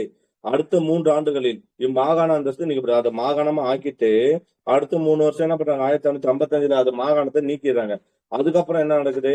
1684 சென்னை மாகாண அந்தஸ்து பெற்றது. மீண்டும் 1652, 1655 கேன்சல் பண்ணிட்டு மீண்டும் 1684 சென்னை மாகாண அந்தஸ்தை பெற்றது மீண்டும். அதுக்கப்புறம் சென்னை 1688 சென்னை ஒரு மேயரையும் 10 உறுப்பினர்கள் அடங்கிய ஆலோசனை குழுவையும் கொண்ட நகராட்சி அரசை பெற்றது. அப்போ இந்தியாவிலேயே முதல்ல உருவாக்கப்பட்ட ஒரு நகராட்சி மாநகராட்சி என்னது? நகராட்சி பகுதி சென்னை. எந்த வருஷம்? 1688. ஓகே, அதுதான் 1688 சென்னை ஒரு மேயரையும், ஒரு மேயரப்ப நான் நகராட்சியோட ஆணையராரு மேயரு, ஒரு மேயரையும் 10 உறுப்பினர்கள் அடங்கிய ஆலோசனை குழுவையும் சேர்ந்து ஒரு சென்னை மாநகராட்சி சட்டம் 1687 தான் மாநகராட்சி சட்டம் போடுவாங்க. 1688 அது என்னவா மாற்றப்படும்? மாநகராட்சியா மாற்றப்படும். 1688 ஒரு மேயர் 10 உறுப்பினர்கள் அடங்கிய ஒரு ஆலோசனை குழுவையும் கொண்ட ஒரு நகராட்சி அரசாக மாறிச்சு. 1693 சென்னையை சுற்றியுள்ள 3 அது எப்படி விரிவாக்கப்பட்டதுன்னா 1693 ஃபர்ஸ்ட் சென்னை மட்டும் இருந்ததா? அதுக்கப்புறம் 1693 3 கிராமங்களை வாங்குறாங்க. அதுக்கப்புறம் 1702 5 கிராமங்களையும் பெற்றது. ஓகேங்களா? இந்த 8 கிராமம் சேர்ந்துதான் என்னவா இருக்கு இப்போ சென்னை மாவட்டமா இருக்குது. 1693 சென்னைக்கு கூட ஒரு 3 கிராமத்தை இணைக்கிறாங்க. 1702 5 கிராமங்களை இணைக்கிறாங்க. ஓகேவா? புரியுதா? சென்னைன்றது எப்படி உருவாச்சுன்னு புரியுதா? புரியுதுங்க sir. Okay, okay. Okay, next வங்காளம். இப்போ வங்காளத்துக்கு போறோம். ஆங்கிலேயருக்கு வங்காளத்தில் வணிக உரிமையை பெறுவது நீண்ட கால போராட்டமா அமைந்தது. முகலாய அரசர் யாரு பார்த்தோம்? ஷாஜகானின் ஷாஜகானோட இரண்டாவது மகனும் வங்காளத்தின் ஆளுநருமான ஷா சுஜாவிடம் வந்து. அப்போ இப்ப யார் வந்துட்டா? ஷாஜகான் வந்துட்டாப்ல. ஷாஜகானோட இரண்டாவது மகன் பேர் என்ன? இரண்டாவது மகனு பிளஸ் வங்காளத்தோட ஆளுநர், ஓகேங்களா? அவரோட பேர் வந்து ஷா சுஜா, ஓகேங்களா? ஷா சுஜாவிடம் இருந்து கம்பெனி சில வணிக உரிமையை பெற்றிருந்தது. ஆனால் அவ்வுரிமைகள் முகலாய அரசால் முறையாக உறுதி செய்யப்படல. ஜஸ்ட் கொடுத்துருக்காங்க, முறையா இல்ல. அப்போ 1608 வங்காளத்திலிருந்து ஆங்கிலேயர் வணிக உரிமையை பெற்றார். வங்காளத்திலிருந்து ஆங்கிலேய வணிக உரிமை வங்காளத்தில் இருந்த ஆங்கிலேயர் வணிக உரிமையில எப்ப பெறாங்க? வங்காளத்துல 1608 ஜஹாங்கீர் அவை இருக்கும்போதே பெறாங்க. ஆனால் ஆங்கிலேயர் வணிக உரிமையில் உள்ளூர் அதிகாரிகளின் தலையிட்டதால் கம்பெனி முகலாய அரசின் பிரதிநிதியாக வங்காளத்தை நிர்வகிக்கும் ஆட்சியாளருக்கு எதிராக போர் அறிவிப்பு செய்தது. என்ன சொல்றான்? 1608 வங்காளத்துல வணிக புரியறதுக்கு பர்மிஷன் வாங்கிடுறாங்க முறையா. ஆனா இதா இல்ல, ஒரு நார்மலா பெற்றுறாங்க. அப்படி பெற்றுட்டு ஆங்கிலேயர் வணிக உரிமையில் யாரு தலையிடுறா? உள்ளூர் அதிகாரிகள் தலையிட்டதால் கம்பெனி என்ன பண்ணுது? முகலாய அரசின் பிரதிநிதியாக கம்பெனி அரசு முகலாய அரசோட பிரதிநிதியாக வங்காளத்தை நிர்வகிக்கும் ஆட்சியாளருக்கு எதிராக போர் அறிவிச்சு. நான் வந்து முகலாயோட ஆட்சியாளரா வந்து என்ன பண்றேன்? வங்காளத்தை ஆட்சி செஞ்சவனை வந்து எதிர்க்கிறாங்க. அப்போ 1690 அமைதி மீட்கப்பட்டதை தொடர்ந்து கம்பெனி நம்ம பார்த்தோம் இல்லையா? எந்த வருஷம் அந்த ஒப்பந்தம் அவங்களுக்குள்ள, ஓகேங்களா? நீங்க ஒன்னும் சண்டை போடாதீங்க, இனிமே உள்ளூர் மக்கள் தலையிட மாட்டாங்க அப்படின்னு சொல்லி எந்த வருஷம் அவங்களுக்கு வந்து இது நிறுவுது? நம்ம அந்த பார்த்தோம் இல்லையா? 1690 சுதாநுதின்னு பார்த்தோமா? என்ற இடத்தில் தனது முதல் குடியேற்றத்தை நிறுவியது. அது விடமே பிற்காலத்துல என்ன ஆயிடுச்சு? கல்கத்தாவா ஆயிடுச்சு, பார்த்தோமா? அதுக்கப்புறம் 1696 என்ன பண்ணுவாங்க? அங்கு கோட்டை கட்டினாங்க. அந்த கோட்டை 1700 என்னவா அழைக்கப்பட்டது? வில்லியம் கோட்டை என்று அழைக்கப்பட்டது. அப்புறம் 1698 கூட என்ன பண்ணோம்? சுதநதி, காளிகோட்டா, கோவிந்தாபுரம் ஆகிய கிராமங்களின் ஜமீன்தார் உரிமை கம்பெனி பெற்றது. இதற்கு பதிலா கம்பெனி ஆண்டுதோறும் அந்த 3 ஊருக்கு பதிலா கம்பெனி ஆண்டுதோறும் எவ்வளவு குடிச்சாங்க பார்க்கலாம். பம்பாய்க்கே 10 தான் இருந்தாங்க. ரூபாய் 1200 செலுத்தியது. எவ்வளவு? ரூபாய் 1200 குத்தகை அன்னைக்கு, ரூபாய் 1200 செலுத்தியது. கல்கத்தாவில் கட்டப்பட்ட வில்லியம் கோட்டை 1770 என்னவாச்சு? 1770 மாகாணத்தின் தலைமையிடம், ஓகேங்களா? ஓகே, ஆங்கிலேயரோட தலைமையிடமா எப்ப மாறுச்சு? 1770 வில்லியம் கோட்டை, அதாவது அது மாறுது. ஓகே, வில்லியம் கோட்டை 1770. சரியா? எப்ப தலைமையிடமா மாற்றப்படுது? 1770. எவ்வளவு குத்தகை ஏற்றானோ? 1200. ஓகே, நாரிஸ் தூதுக்குழு ரொம்ப ரொம்ப இம்பார்ட்டன்ட். நாரிஸ் தூதுக்குழு நோட் பண்ணி வச்சுங்க. இங்கிலாந்து அரசர் 3ஆம் வில்லியம் சர் யார் அனுப்புறா? இங்கிலாந்து அரசர் 3ஆம் வில்லியம் சர் வில்லியம் நாரிஸ், ஓகேங்களா? 3ஆம் வில்லியம் சர் வில்லியம் நாரிஸ் என்பவரை, அதாவது இவருக்கு 3ஆம் வில்லியம் சர் அப்படின்றவரு, ஓகேங்களா? வில்லியம் நாரிஸ் என்பவரை என்ன பண்றாரு? அரசர் 3ஆம் வில்லியம் சர் வில்லியம் நாரிஸ் என்பவர் 3ஆம் வில்லியம் சர் வில்லியம் நாரிஸ் என்பவரை இந்தியாவுக்கு அனுப்பி வைக்கிறாரு. ஓகேங்களா? அந்த மன்னர் பேர் என்ன? 3ஆம் வில்லியம். யார் அனுப்புறாரு? வில்லியம் நாரிஸ் அனுப்புறாரு. எப்போ அனுப்புறாரு? அவர் 1698 அவுரங்கசீப்பை சந்திக்கிறார். அந்த நாரிஸ் எங்க வந்து சந்திக்கிறாரு? அவுரங்கசீப்பை சந்திக்கிறார் 1698. ஆங்கிலேய குடியேற்றங்கள் மீது ஆங்கிலேயரின் முழுமையான கட்டுப்பாட்டை பெறுவதும். அவர் எதுக்காகனா ஆங்கிலேயோட நிறுவன அந்த அவங்களோட குடியேற்றங்களுக்கு இல்லையா, அங்க வந்து ஆங்கிலேயோட முழு கட்டுப்பாட்டை பெறவும், ஏற்கனவே பெறப்பட்ட சிறப்பு உரிமைகளை உறுதிப்படுத்துவதும், வணிக உரிமைகளை மேலும் நீட்டிப்பதும் சந்திப்பின் முக்கிய நோக்கம். ஜஸ்ட் அவுரங்கசீப்பை சந்திச்சு, ஏன்னா அவர் தான் அன்னைக்கு முகலாய பேரரசர். அவரை சந்திச்சு என்ன பண்றாங்க அப்படின்னு பார்த்தோம்னா, ஆங்கிலேய குடியேற்றத்தின் மீது கட்டுப்பாட்டை வந்து உறுதிப்படுத்துவதற்காகவும், அவங்களுக்கு கொடுக்கப்பட்ட சிறப்பு உரிமைகளை உறுதிப்படுத்துவதற்கும், வணிக உரிமைகளை நீட்டிப்பதற்கும் வந்து வராரு. சரி, ஆனால் இவ்வேண்டுகோள் 1714-17 ஆண்டுகளில் சுர்மன் என்பவரின் தலைமையிலான கீழ் வந்த தூதுக்குழு முகலாய பேரரசர் பக்ருஷியாரை சந்தித்த போதுதான் ஏற்பட்டது. அதாவது அவுரங்கசீப் அவருக்கு எதுவும் கொடுக்கல மாதிரி சொல்ல வராங்க, ஓகேங்களா? நாரிஸ் தூதுக்குழு வந்து ஒன்னும் பண்ண முடியல, வராங்க போயிட்டாங்க அப்படின்னு தான் சொல்றாங்க. ஆனா இந்த மேல சொன்ன உரிமையெல்லாம் எப்ப பெறப்படுது? 1714 1717 இந்த காலகட்டத்துல யாரு இருக்கா? பக்ருஷின், ஓகேங்களா? பேரரசர் பக்ருஷியார் இருக்காரு. பேரரசர் பக்ருஷியார் இது ஏன் கொடுத்திருக்க மாட்டாங்க அப்படின்னா, அக்பர் இது அவுரங்கசீப் வந்து கடைசி 25 வருஷம் அவர் 1707 இறந்திருப்பாரு. அப்படி பார்த்தா 1682 பார்த்தோன்னா அவர் தக்காணத்துக்கு வந்து போய் அவங்க மகன் கூட வந்து கொஞ்சம் பிரச்சனை போட்டு தக்காணத்தை போய் பார்த்துட்டு இருந்திருப்பா. அதுக்காண்டி அவர் இதுல வந்து கான்சன்ட்ரேஷன் பண்ண முடியாது.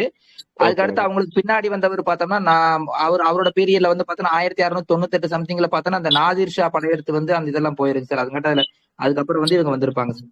Okay okay. அப்ப அடுத்து யார் வரா அப்படின்னு பார்த்தோம்னா 1739 ப்ரோ. என்ன ப்ரோ?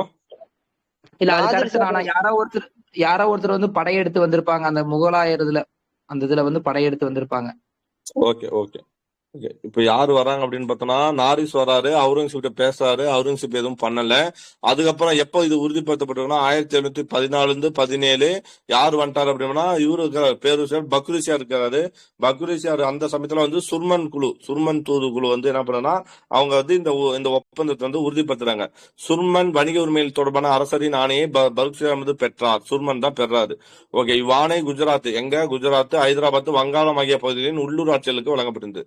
அந்த ஆணை யாருக்கு வழங்கப்பட்டிருந்தது? குஜராத், ஹைதராபாத், அப்புறம் வந்து வங்காளம் ஆகிய பகுதியில உள்ளூர் வணிகர்களுக்கு வழங்கப்பட்ட ஒரு வணிக உரிமையை இவர் பெறார். ஓகேங்களா, அவ்வளவுதான். போல மாற்றுது. சரி சார், சொல்லுப்பா.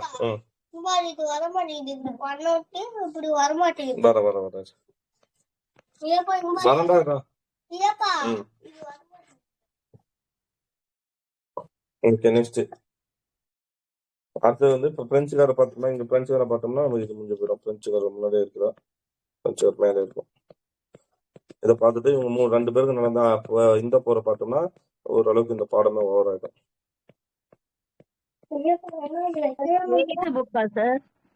12th 11th book. ஓகே,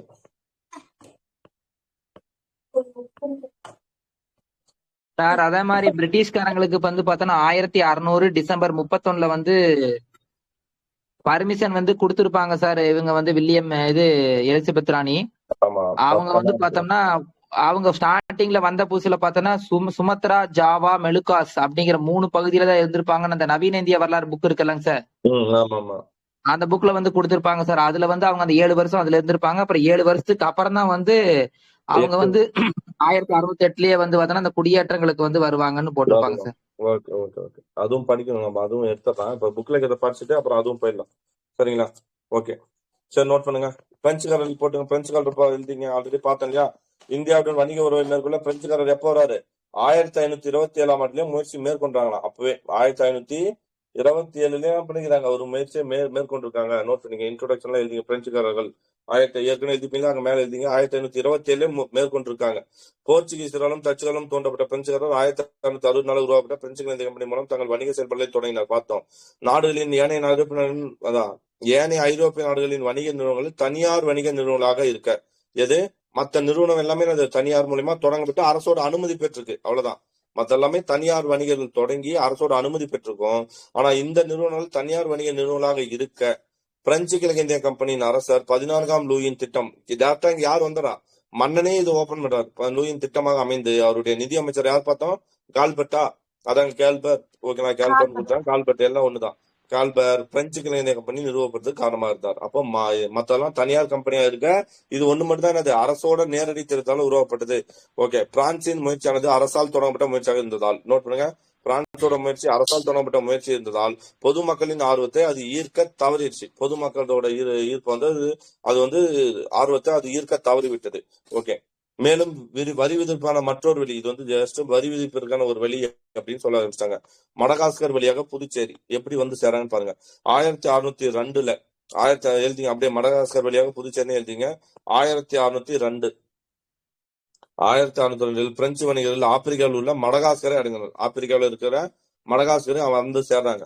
மடகாஸ்கரை தங்களின் காலநதிக்க பகுதியாக கொண்டிருந்தாலும் 1674 கடற்கரையில் உள்ள ஒரு சிறு வணிக முகாமை தவிர ஏனைய இடங்களை கைவிடுந்தது. அவங்க என்ன பண்றாங்க? 1602 எங்க வராங்க? ஆப்பிரிக்காவில் உள்ள மடகாஸ்கருக்கு வந்துடுறாங்க. அங்க ஒரு வணிகம் அங்க என்ன பண்றாங்கன்னா தங்களோட காலனியா மாத்துறாங்க. அப்படி மாத்தினாலும் 1674 அவங்க என்ன பண்றாங்க? ஜஸ்ட் கடற்கரையில ஒரு சிறு வணிக முகாமை தவிர வேற ஒன்னும் என்ன பண்ணல, அங்க மீதி எல்லா பகுதியும் விட்டுட்டு வந்துடுறாங்க. 1674 வெறும் கடற்கரையில ஒரு சிறு வணிக மையத்தை தவிர வேற எல்லாத்தையும் கைவிட்டுறாங்க. இந்தியாவிலிருந்து பிரெஞ்சு முகவரான பெர்பர் யார் வரா? பெர்பர் செப்டம்பர் 4 1666 ஓகேலா. எப்படி வந்து ஜஹாங்கீர் அவைக்கு வந்தாங்களோ அது மாதிரி இங்க யார் வராது? பிரெஞ்சு முகவர் பெர்பர்னு ஒருத்தர் வராது. பெர்பர் எந்த தேதி வராது? செப்டம்பர் 4 1666. செப்டம்பர் 4 1666 முகலாய பேரரசு அவுரங்கசீப்பிடம் அனுமதி ஆணை பெற்று தங்களின் முதல் நிறுவனத்தை டிசம்பர் 1668 டச்சுக்காரர்களின் எதிர்ப்பையும் மீறி சூரத்தில் அமைத்தார். முதல் வணிக மையம் அவங்க எப்ப பார்த்தோம்? சூரத் தானே? சூரத் தாங்க சார். ரெண்டாவது மசூலிப்பட்டினம். அது நம்ம எழுதிருக்குமா? அங்க போய் எழுதிங்க. சூரத் தான் ஃபர்ஸ்ட், ரெண்டாவது மசூலிப்பட்டினம் இருக்கும். சூரத் எப்போ? 1668. ஓகேங்களா. சூரத் எப்போ 1668. அது காரணமா இருந்தவர் யாரு? மோலாய பெர்பர். அவர் பேர் என்ன? முகவர் பெர்பர். பிரெஞ்சு முகவர் வந்து பெர்பர். யாருக்கிட்ட ஆணை வாங்குறாரு? 1666 செப்டம்பர் 4 1666 அவுரங்கசீப் வந்து அனுமதி ஆணையை பெறாரு. பெற்று முதல் நிறுவனத்தை எங்க ஆரம்பிக்கிறாங்க? வணிக மையத்தை 1668 உருவாக்குறாங்க. ஓகேங்களா. நோட் பண்ணிட்டீங்களா? டச்சு நிர்மதி சூரத்தில் அமைத்தார். ஓராண்டிற்குள். அடுத்தது என்ன பண்ணோம்? மசூலிப்பட்டதுல மற்றொரு நிறுவனம் பார்த்தோமா? ஞாபகம் இருக்கா? 1600 நீங்க 8th போல படிச்ச ஞாபகம் இருக்கா? எழுதிருப்பீங்க பாரு மேல. 1667 இந்தியாவுக்கு வருவாங்க. கரெக்டா 1667 யாரோட சொல்ல? பிரான்ஸ் காய்ஸ் கரோன் தலைமையில இந்தியாவுக்கு வருவாங்க. 1669 வந்து எங்க பாப்போம்? மசூலிப்பட்டினம். ஞாபகம் இருக்கா? மசூலிப்பட்டினம் ஒரு வணிக மையம் நிறுவாரு. ஞாபகம் இருந்துச்சா? அதுதான் மர்காரா ஓபன் பண்ணுவான்னு பார்த்தோம்யா. அதுதான் 1668 சூரத்து. 1669 அடுத்த வருஷமே சொல்ற மாதிரி ஓராண்டு இருக்குல்ல. அப்ப 1669 வந்துச்சு நம்ம கரெக்டா. 1669 மற்றொரு நிறுவனம் அமைக்கப்பட்டது. காரணம் யாரு? மர்காரா. கரெக்டா, மர்காரா. நெக்ஸ்ட், இக்காலத்தில் நிறுவனம் என்பது அயல்நாட்டில் உள்ள தங்களது முதலாளிகளுக்காக வணிக முகவர்கள் தங்கியிருந்த வணிக நடவடிக்கை மேற்கொள்ளும் ஒரு இடம். நிறுவனம் ஃபேக்டரினா என்னன்னா அரசருக்காக வந்து அந்த வணிக முகவர்கள் வந்து தங்கியிருந்து வணிக நடவடிக்கை மேற்கொள்ற இடம். அது ஜஸ்ட் சும்மா. இந்தியாவில் காலுன்ற வலுவான இடம் தேவை என்பதை உணர்ந்த நிதியமைச்சர் கால்பெர்ட் என்ன பண்ணுவாரு? Colbert Jacob Blanquet de லாலா அவர் பேரு. கால்பெர்ட்டும் அப்படின்றவர். ஏயோட பேர் என்ன? முழு பேரு Jacob Blanquet de la okay, de la அப்படின்றவர் என்ன பண்றாருன்னா என்பவரின் தலைமையில் ஒரு கப்பற்படையை அனுப்பி வைத்தார். யார் அனுப்புறாரு? கால்பெர்ட் என்ன பண்றாரு? தலைமையில ஒரு கப்பல் படையை அனுப்புறாரு. அந்த கப்பல் தடையை அனுப்பி சாந்தோம்ல இருந்தா மைலோப்பூர்ல இருந்தா டச்சுக்காரர். சாந்தோம்லயும் மயிலாப்பூர்லயும் யாரும் போர்ச்சுகல் இருந்தா. போர்ச்சுகல்ல வந்து யார் கைப்பற்றா? டச்சுக்காரர் கைப்பற்றார். சோ இப்ப டச்சுக்காரர் யார் வெளியேற்றா? பிரெஞ்சுக்காரர் 1672 வெற்றி பெற்றனர். யாரு? சாந்தோம்லயும் மைலோப்பூர்லயும் இருந்த டச்சுக்காரர்களை யாரோட தலைமையில அனுப்புறாரு? என்ற ஒரு தலைமையில ஒரு கப்பல் படை அனுப்பி வெற்றி பெறாங்க. எந்த வருஷம்? 1672 வெற்றி பெறார்கள். டச்சுக்காரர்கள் எதிராக பீஜப்பூர் சுல்தானின் பிரதிநிதியான உள்ளூர் செர்கான் லோடி. ஞாபகம் இருக்கா? மேல படிச்சுமா? செர்கான் லோடி இருந்து என்ன வாங்குவாங்க? செர்கான் லோடி பாண்டிச்சேரி. டச்சுக்காரர்களுக்கு எதிராக என்ன பண்றாங்க? பிஜப்பூர் சுல்தான் பிரதிநிதி உள்ளூர் ஆளுநர் செர்கான் லோடியின் உதவியை பிரெஞ்சுக்காரர் நாடுறாரு. செர்கான் லோடியும் நாடுறாரு. பிஜப்பூரின் எதிரியான கோல்கொண்டா சுல்தானோடு டச்சுக்காரர் நட்பு பண்ணும். பிஜப்பூருக்கு எதிரி யாருன்னா கோல்கொண்டா. ஒரு டீம் புரியுதா? பிஜப்பூர் இருக்காங்க. பிஜப்பூர்ல யாரு இருக்காங்கன்னா செர்கான் லோடி இருக்கான். ஓகேங்களா, செர்கான் லோடி. அதே மாதிரி இந்த பக்கம் கோல்கொண்டா இருக்கு. பிஜப்பூரும் கோல்கொண்டாவும் ஆப்போசிட். டச்சுக்காரர் வந்து என்ன பண்றான்னா பிஜப்பூரோட சேர்ந்துடுறான். அது கோல்கொண்டாவோட சேர்றான். பிரெஞ்சுக்காரர் யாரோட சேர்றாங்க? பிஜப்பூர் செர்கான் லோடியோட சேர்றாங்க. 2 பேரும் போர் செய்யறாங்க. டச்சுக்காரர் நட்பு கொண்டு பிரெஞ்சுக்காரர் குடியேறுவதற்கு பொருத்தமான இடம் என புதுச்சேரியை செர்கான் லோடி எப்போ வழங்குறாரு? அதுல ஜெயிச்சிடறாங்க. பாண்டிச்சேரி சப்போர்ட் அவர் எப்போ வழங்குறாரு? 1673 புதுச்சேரி ஒரு சிறிய மீனவரமாக இருந்தது. மடகாஸ்கரில் 4 ஆண்டுகள் அது கொடுத்துறாங்க. அவ்வளவுதான். மடகாஸ்கரில் 4 ஆண்டுகள் பணியாற்றிய பின்னர் சூரத் வந்த பிரான்ஸ் காய்ஸ் மார்டின். நான் பார்த்தோம்ல, மடகாஸ்கர்ல 4 வருஷம் வேலை செஞ்சவர் யாரு? சூரத் வந்த பிரான்சிஸ் மார்டின் என்பவர் புதுச்சேரியின் ஆளுநர். அப்ப புதுச்சேரியோட முதல் ஆளுநர் யாரு? மார்டின். நம்ம அங்க தானே பார்ப்போம். இது மார்டின் தானே வருவாரு. இதுக்கு பாண்டிச்சேரி வந்து மார்டின் தானே வருவாரு. மேல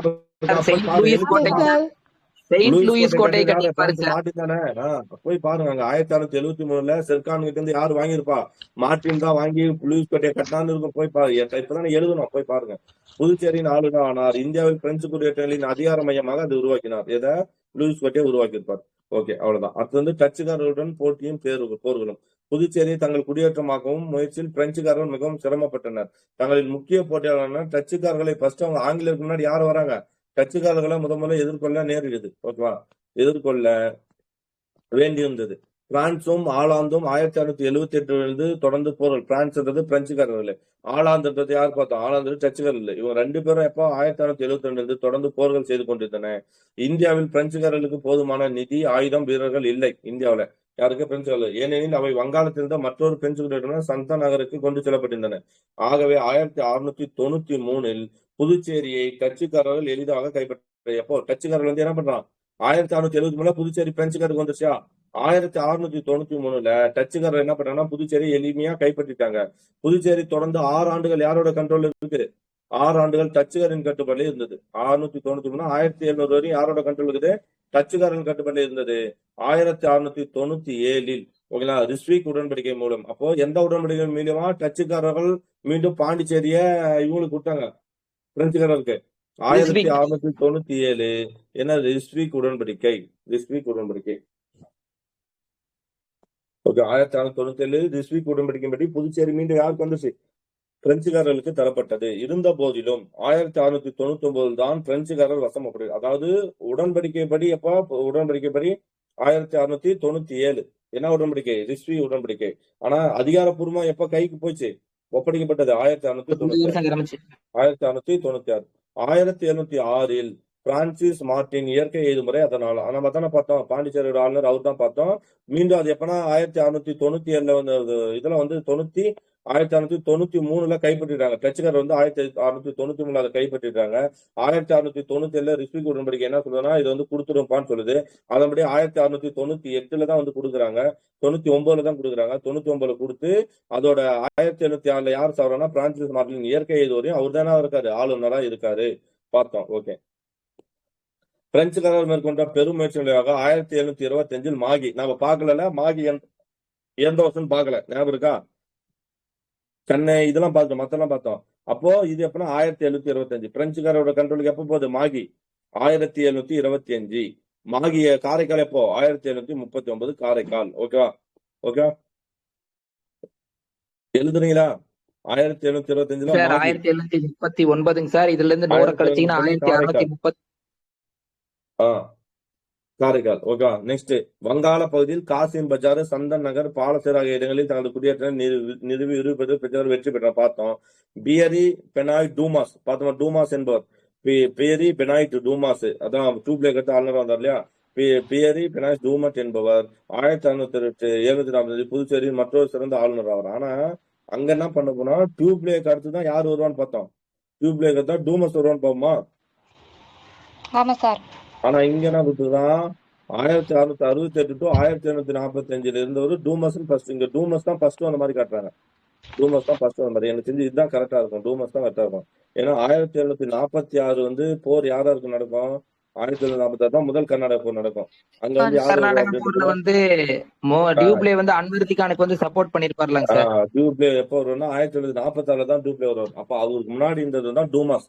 ஆனா 8th புக்ல என்ன கொடுத்துருக்கான்? டியூப்ளே அடுத்து யாரு வருவா? டூமாஸ் வரான்னு கொடுத்துருக்காங்க.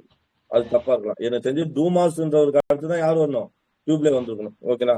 சரி, ஆமா. விரிவதில் பிரெஞ்சுக்காரர் வெற்றி பெற்றனர். எங்க? காசிம் பஜாரு, சந்தன் நகர், பாலசோர், வங்காளத்துல. அப்போ அதுதான் வந்து அப்ப டூமாஸ் என்றவர் வர்றாரு 1668 இருந்து 1745 வரையும். யாருன்னா புதுச்சேரியோட மற்றொரு சிறந்த ஆளுநர் யார் அப்படின்னு பார்த்தோம்னா டூமஸ் வராப்ல. சரி, இருந்த போலும் தங்களை விட மிகவும் வலிமை வாய்ந்த போட்டியான ஆங்கிலேயரின் பயமுறுத்தலை அவர்கள் எதிர்கொள்ள நேர்ந்தது. இறுதியில் தாங்கள் சேகரித்த செல்வம் அனைத்தையும் ஆங்கிலேயரிடம் இழந்தாங்க. பிரெஞ்சுக்காரர்கள் செல்வாக்கி புதுச்சேரி ஏதோ நிறுத்துவாங்க. புதுச்சேரி, மாகி, காரைக்கால், சந்திரநாகூர் ஆகிய இடங்களில் இன்றும் கண் கூட காணலாம். அவ்வளவுதான். ஓகேவா? எது முடிச்சுட்டோம்? பிரெஞ்சுக்காரரும் முடிச்சாச்சு, ஆங்கிலேயரும் முடிச்சாச்சு. இப்ப நமக்கு வேற என்ன இருக்கு? நம்ம என்ன பார்க்கணும்? அந்த போட்டி. போட்டி நடக்கும் இல்லையா? ஆங்கிலேயருக்கும் பிரெஞ்சுக்காரருக்கும் அந்த போட்டியை பார்த்தோம்னா ஓரளவு ஓவர் ஆயிடும். அது 8th புக்ல வர்த்தகம் முதல் பேரரசு ஒரு இது இருக்கும். அந்த இடத்துல நல்லா இருக்கும்.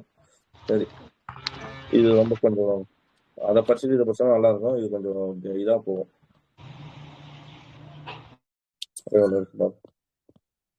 ராசி போகுது, பக்சார் போகுது, பந்தவாசி போகுது. சரி, நான் முக்கியமானது மட்டும் எழுதிக்கலாம். அந்த உள்ள இருக்கிற டேட்டா நமக்கு தேவையில்லை, அது ரொம்ப குழப்பம். நான் சொல்றதை மட்டும் எழுதிக்கேன். ஓகேவா?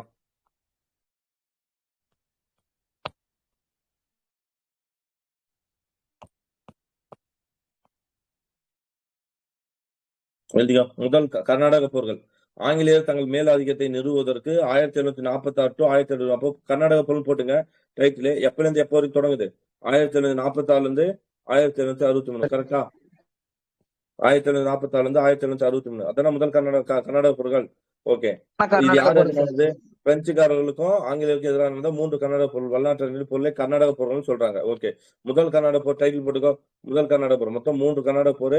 அதுல வந்து 1746 to 63. இங்க வந்து முதல் கர்நாடக போர் போட்டுக்கோ. முதல் கர்நாடக போர் 1746 இருந்து 48. இரண்டாம் கர்நாடக போர் எப்போ?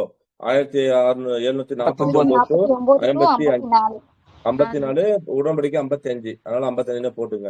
அடுத்து வந்து 1756 to 1763 மூன்றாம் கர்நாடக போர். 1756 டு 1763 மூன்றாம் கன்னட போர். ஓகேவா? போட்டீங்களா? இந்த முதல் கன்னட போருக்கு காரணம் என்ன? ஐரோப்பியாவில் நடைபெற்ற ஆஸ்திரியா வாரிசுரிமை போர். ஆஸ்திரியாவில வந்து வாரிசுரிமை போர் நடக்குது. அதாவது அங்க வந்து பிரெஞ்சுக்காரு ஆட்சி வரணுமா இல்ல இங்கிலாந்தை சேர்ந்தவங்க ஆட்சிக்கு வரணுமா அப்படின்ற ஒரு வாரிசுரிமை போர் நடக்குது. ஆஸ்திரியா வாரிசுரிமை போர். அது இந்தியாவிலும் இருந்தது. ஆஸ்திரிய அரசர் 6ஆம் சார்லஸ், ஆஸ்திரியாவோட அரசர் யாரு? ஆஸ்திரியா. அதோட அரசர் 6ஆம் சார்லஸ் என்றவர் 1740 காலமாறாரு.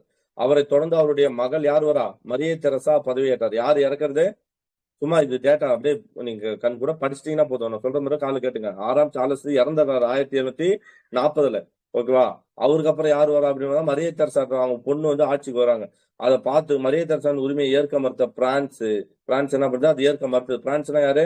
பிரான்ஸ்னா பிரெஞ்சு. ஜெர்மனிய மொழி பேசப்படும் பகுதிகளான பவேரியா, சாக்சானி, ஸ்பெயின் ஆகிய நாடுகளோடு மரியே தெரசாவுக்கு எதிராக கைகொடுத்தது. என்னன்னு இவங்களுக்கு எதிராக. ஏன்னா இப்ப இங்கிலாந்தோட அரசு, ஆஸ்திரியாவோட அரசு மரியே தெரசா. பிரான்ஸ் அதை எதுக்குது. கூட யாருன்னா ஜெர்மனி மொழி பேசக்கூடிய பகுதிகளான பவேரியா, சாக்சானி, ஸ்பெயின் ஆகிய நாடுகளோடு மரியே தெரசாவுக்கு எதிராக கைகோர்த்தது.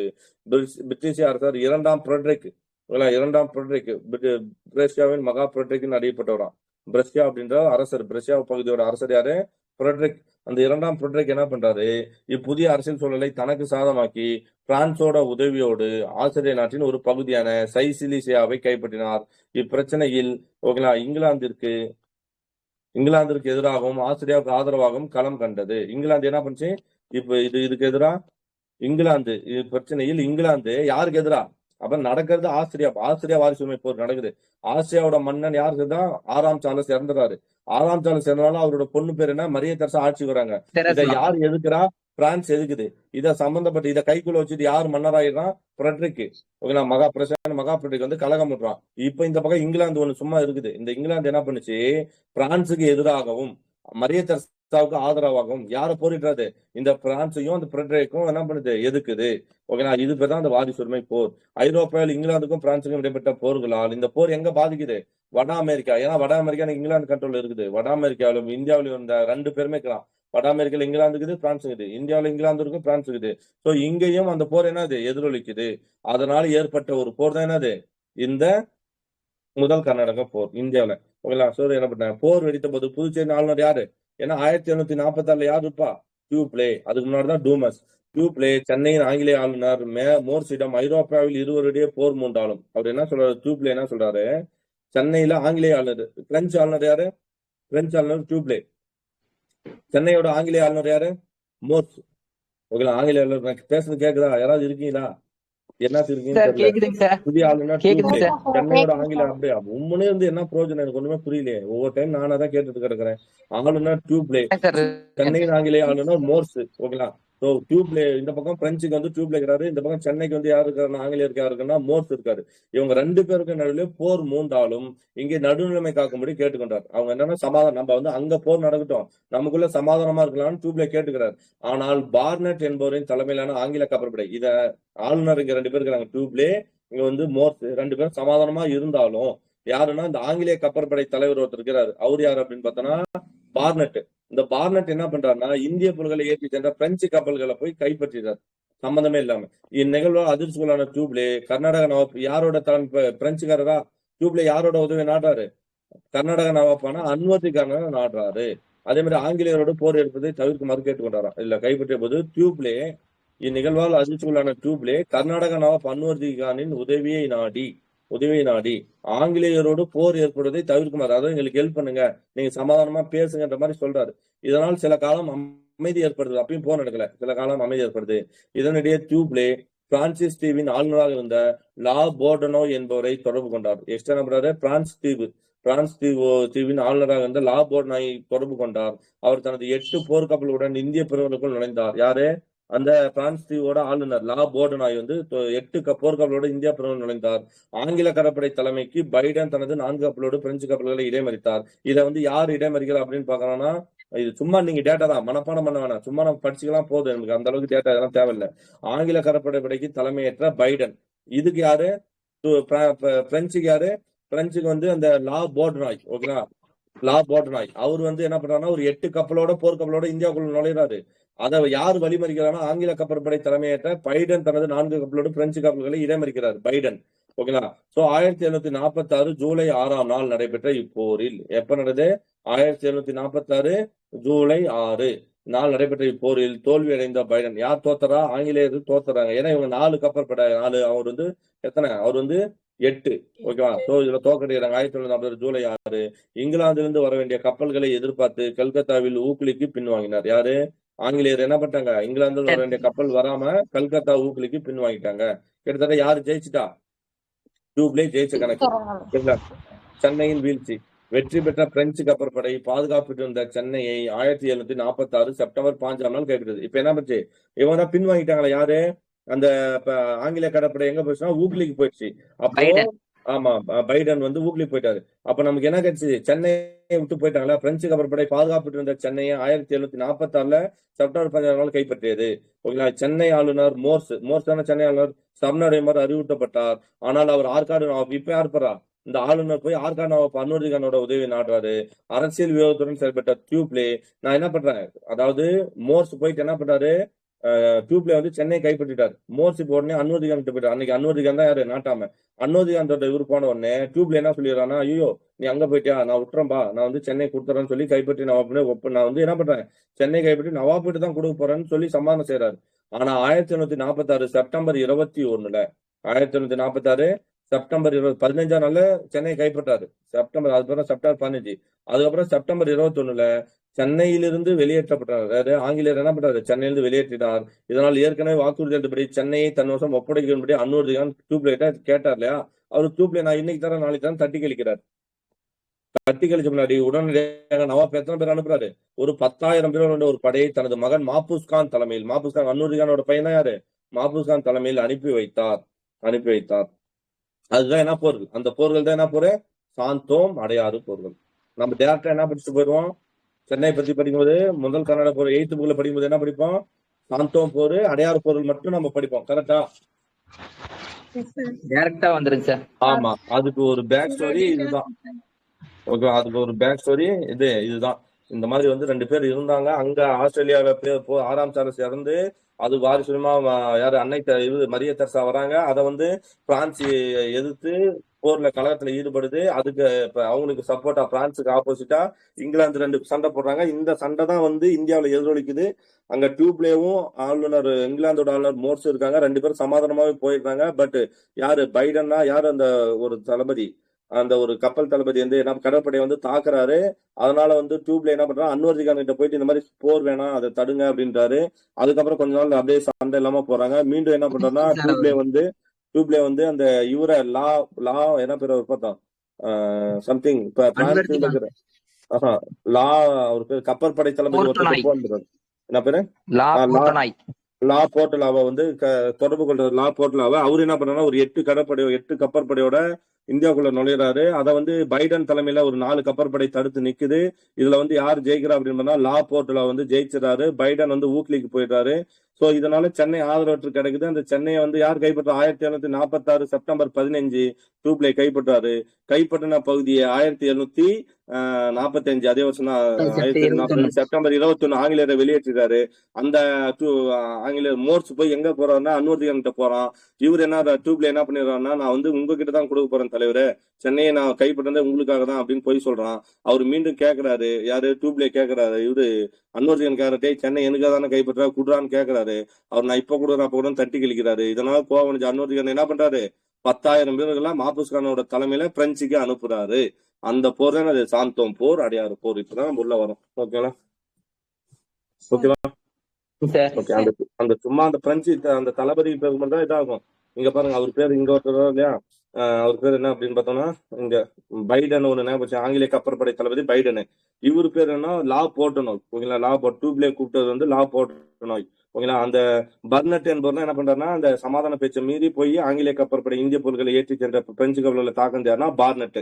ஓகேங்களா. மீதி டியூப்லே மோர்ஸ். இவ்வளவுதான். இந்த பேரை மட்டும் ஒரு ஞாபகம் வச்சுக்கணும். அவ்வளவுதான். சரிங்களா? ஓகே. இங்க என்ன ஒரு இது ஆனந்தரங்க பிள்ளை நாட்குறிப்பு. இந்த டேட்டாலாம் நம்ம எதை வச்சு கண்டுபிடிக்கிறோம்? இங்க ஆனந்தரங்கன்னு ஒருத்தர் இருக்காரு இல்லையா, அவரை வச்சுதான் இந்த டேட்டாவெல்லாம் நம்ம கண்டுபிடிச்சோம். ஆனந்தரங்க பிள்ளை 1709 61. அவர் பிறந்தது 1709, இறந்தது 1761. அக்காலத்தில் தலை சிறந்த வணிகராக விளங்கிய திருவேங்கடம் பிள்ளைக்கு, அவரோட அப்பா பேர் என்ன? ஆனந்தரங்க பிள்ளையோட அப்பா பேரு திருவேங்கட பிள்ளை. அவர் தனது தந்தையின் மறைவு பிறகு பிரெஞ்சு ஆளுநர்களான டூமஸ், ஃபர்ஸ்ட் யார் வர டூமஸ், அப்பதான் தூப்ளே கொடுத்த ஆதரவால் புதுச்சேரியில் மாபெரும் வணிகரானார். தூப்ளே இவரை தலைமை துப்பாசியாகும் மொழிபெயர்ப்பான பார்த்தோம்னா 2 மொழிகள் அறிந்தவர். ஓகேங்களா, யாரு? டூப்ளேவர் வந்து தலைமை துப்பாசியாகவும் தலைமை வணிக முகவராகவும் அமர்த்தினார். இது அவரை புதுச்சேரியில் பெரும் அரசியல் செல்வாக்குடன் நபராக மாற்றியது. ஓகே, 1946. ஆனால் அவருடைய உண்மையான புகழ் தமிழில் எழுதப்பட்ட ஏராளமான செய்திகளை உள்ளடக்கிய அவருடைய நாட்குறிப்பிலை சார்ந்துள்ளது. அவருடைய நாட்குறிப்பை நம்ம அங்கே டெய்த்து போல பார்த்தோம். எந்த வருஷம்? 1736 இருந்து 1760. 90 90 பார்த்தோமா? 60 பார்த்தோம். 60 சார் 60. ஓகே, 1936 இருந்து 60 வரையிலான காலத்திற்கு முக்கியமாக டியூப்ளே ஆளுநராக இருந்த காலப்பத்தின் வரலாற்று மிகவும் சிறப்புமிக்க சான்ற ஆதாரமாகும். மேலும் அது சமகால நிகழ்வுகள் குறித்து அவருடைய பார்வை கருத்துகள் மிகவும் பதிவாகும். ஓகே, அவ்வளவுதான். சரி, எப்ப சாந்தோம் அடையார்போர். ஓகே, நவாப்பின் படைகள் புனித ஜார்ஜ் கோட்டையை சுற்றி வளைத்தன. ஆனால் பிரெஞ்சு படைகள் அவற்றை சாந்தோம் வரை பின்னித்தன. அதாவது நவாப்போட படைகள் யாரு? 10,000 படை வீரர்கள் யாரோட தலைமையில? மாபூஸ் கான் தலைமையில புனித ஜார்ஜ் கோட்டையை சுற்றி வளைக்கிறாங்க. ஏன்னா ஜார்ஜ் கோட்டை யாரோட கண்ட்ரோல் இருக்கு? பிரெஞ்சுக்காரோட கண்ட்ரோல் இருக்கு. ஆனால் பிரெஞ்சு படைகள் அவற்றை புரியல கண்ட்ரோல்ல இருக்குங்க சார். ஓகே, பிரெஞ்சு படை வந்து என்ன பண்ணா, இதனிடையே பிரெஞ்சு படைகள் வந்து என்ன பண்ணா, சாந்தோம் வரை அவங்களை பின்னாடி தள்ளிடுறாங்க மாபூஸ் கான் படையை. இதனிடையே பிரெஞ்சு படைகளுக்கு கூடுதல் படைகளும் வந்து சேர்ந்தன. பிரெஞ்சு படைகளின் முன்னேற்றத்தை அடையாறு ஆற்றங்கரையில் தடுத்து நிறுத்த மாபூஸ் கான் முயற்சி கொண்டார். ஃபர்ஸ்ட் சாந்தோம் வந்து வெளியேற்றுறாங்க, அப்புறம் அடையாறுல வந்து என்ன பண்றாங்க, ஆற்றல் தடுத்து நிறுத்துறாங்க. ஆனால் பிரெஞ்சு படைகள் சிரமப்பட்டு நீரை கடந்து நவாப்பின் படைகளை தீவிரமாக தாக்கின. நவாப்பின் படைகள் பெரும் நஷ்டத்துக்குள்ளானது. அதுதான் என்னது? அடையாறு போர். ஓகேங்களா, நம்ம புக்ல என்ன வருஷம் இருக்கு பாரு, அடையாறு போர். 8th புக் யார் கையில இருக்கா பாருங்க. 8th புக்ல 2வது பாடம் இருக்கா பாருங்க. 1746 சார். அது என்ன போரு? அடையாறு போரா? அடையார் கைப்பற்றினது, சென்னை கைப்பற்றினது. 1746. சென்னை எப்ப கைப்பற்றணும் பார்த்தோம்? 1745 செப்டம்பர் 18. Okay okay. சொல்லு சாமி. 5 ரூபாயா? அவ்வளவு காசு என்கிட்ட இருக்காதே. 5 ரூபாய் இருக்கும் பாரு. எங்க பர்ஸ் இருக்கு பாரு, பர்ஸ்ல இருக்கும் பாரு. என்னத்துக்கு 5 ரூபாய் இருக்கு? மேகி வாங்குவோம். குட்டிக்கு பிஸ்கெட் வாங்குறதுங்க சார்.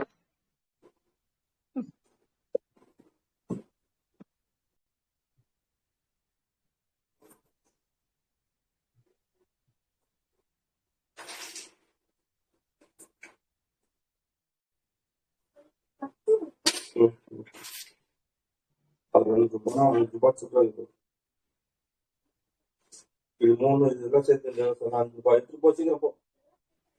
ஆமா, வட்டியோட கொடுக்கணும். ஓகே, நெக்ஸ்ட் என்ன பார்த்தோம்? 1746 தான் அடையார் போர் வருது. ஓகே, அடையார் போர்னா ஃபர்ஸ்ட் வந்து பிரெஞ்சுக்கார மாபூஸ் கான வந்து சாந்தோம் வரையும் தள்ளிடுறாங்க. அதுக்கப்புறம் கூடுதல் படையை வந்தது. பிரெஞ்சுக்கார மாபூஸ் கான் என்ன பண்றாங்கன்னா, இவங்களை வந்து சாந்தாம் ஆத்திலே தடுத்து நிறுத்தணும்னு பாக்குறான். ஆனா பிரெஞ்சு படையில அந்த ஆத்தை தாண்டி வந்து அவங்களை வந்து தாக்குதல் பண்றாங்க. இதனால வந்து அடையார் போர்ல யார் ஜெயிச்சிடறாங்கன்னா, பிரெஞ்சுக்காரர்கள் ஜெயிச்சிடறாங்க. இதன் பின்னர் தூப்ளே கடலில் வந்து ஆங்கிலேயருக்கு சொந்தமான எங்க போற புனித டேவிட் கோட்டை மீது கண் வைக்கிறார். ஏன்னா சென்னை கைப்பற்றாச்சு, இவங்களையும் இது பண்ணியாச்சு. அதுக்கு பின்னாடி எங்க போறாங்க? புனித டேவிட் கோட்டை மீது கண் வைக்கிறார். ஆங்கிலேயர் நவாப்பின் உதவியோடும் பிரெஞ்சுகளிடம் தங்கள் இறந்த பகுதியிலே மீட்கும் முயற்சியில் இறங்குறாங்க. அதுக்கப்புறம் சரி, தூப்ளே மீண்டும் ஒரு அரசியல் விவேக விளையாட்டை விளையாடினார். அவர் நவாப்பிடம் 1 வார காலத்திற்கு புனித ஜார்ஜ் கோட்டையில் நவாப்பின் கொடியை என்ன பண்றாரு, அப்படியே இந்த நவாப்போட கொடியை பறக்க விட்டாராம். அப்ப அதன் பின்னர் கோட்டையை ஆங்கிலேயர் வசம் ஒப்படைத்து விடுவதாக உறுதிமொழியும் அளிச்சிருக்காரு. மேலும் பிரெஞ்சுக்காரர் நவாப்புக்கு எவ்வளவு தராங்க? பிரெஞ்சுக்காரர் நவாப்புக்கு 40,000 மதிப்புள்ள பரிசுகளை வழங்கி ஆங்கிலேயருக்கு வழங்க இருந்த உதவிகளை திரும்ப பெற செய்தார். அதாவது ஆங்கிலேயர் யார்கிட்ட கூட்டணி அமைக்க போறான்? அன்வர்தி கானோட. ஓகேவா, அதை வந்து இவங்க தடுக்கிறது என்ன பண்ணிட்டான்? சென்னை கோட்டையில வந்து இவங்களோட கொடியை நட்டுட்டான், அன்வர்தி கான் கொடியை நட்டுட்டான். பிளஸ் 40,000 ரூபாய் மதிப்பு பரிசு பொருளையும் தரான். இது மூலியமா என்ன பண்ணிட்டான்? அன்வர்தி கான் வந்து ஆங்கிலேயருக்கு ஹெல்ப் பண்ண போறத தடுத்துட்டான். ஓகே, தலைவர் அடுத்தது. இதனிடையே ஆங்கில படை கடற்படை தலைவர் யாரு? பாஸ்கோவின் தலைமையில் புதுச்சேரியை கைப்பற்ற மேற்கொண்ட 2 முயற்சிகளும் தோல்வியடைந்தன. இதனால ஏன்னா இப்ப வந்து யாருக்கு அன்வர்தி கான் ஆங்கிலேயருக்கு ஹெல்ப் பண்ணாம போயிட்டான் இல்லையா, அதனால பாஸ்கோவின் தலைமையில புதுச்சேரியை கைப்பற்ற. புதுச்சேரி யாரோட கண்ட்ரோல் இருக்குது? பிரெஞ்சுக்காரோட கண்ட்ரோல் இருக்குது. ஆங்கிலேயர் இப்ப ஆமா, இவன் வந்து டேவிட் கோட்டை மேல கண் வைக்கிறான்னா, ஆங்கிலேயர் வந்து புதுச்சேரி மேல கண் வைக்கிறான். அப்ப அதை வந்து என்ன பண்றாங்க? 2 முயற்சிகளும் தோல்வியில் முடிந்தன.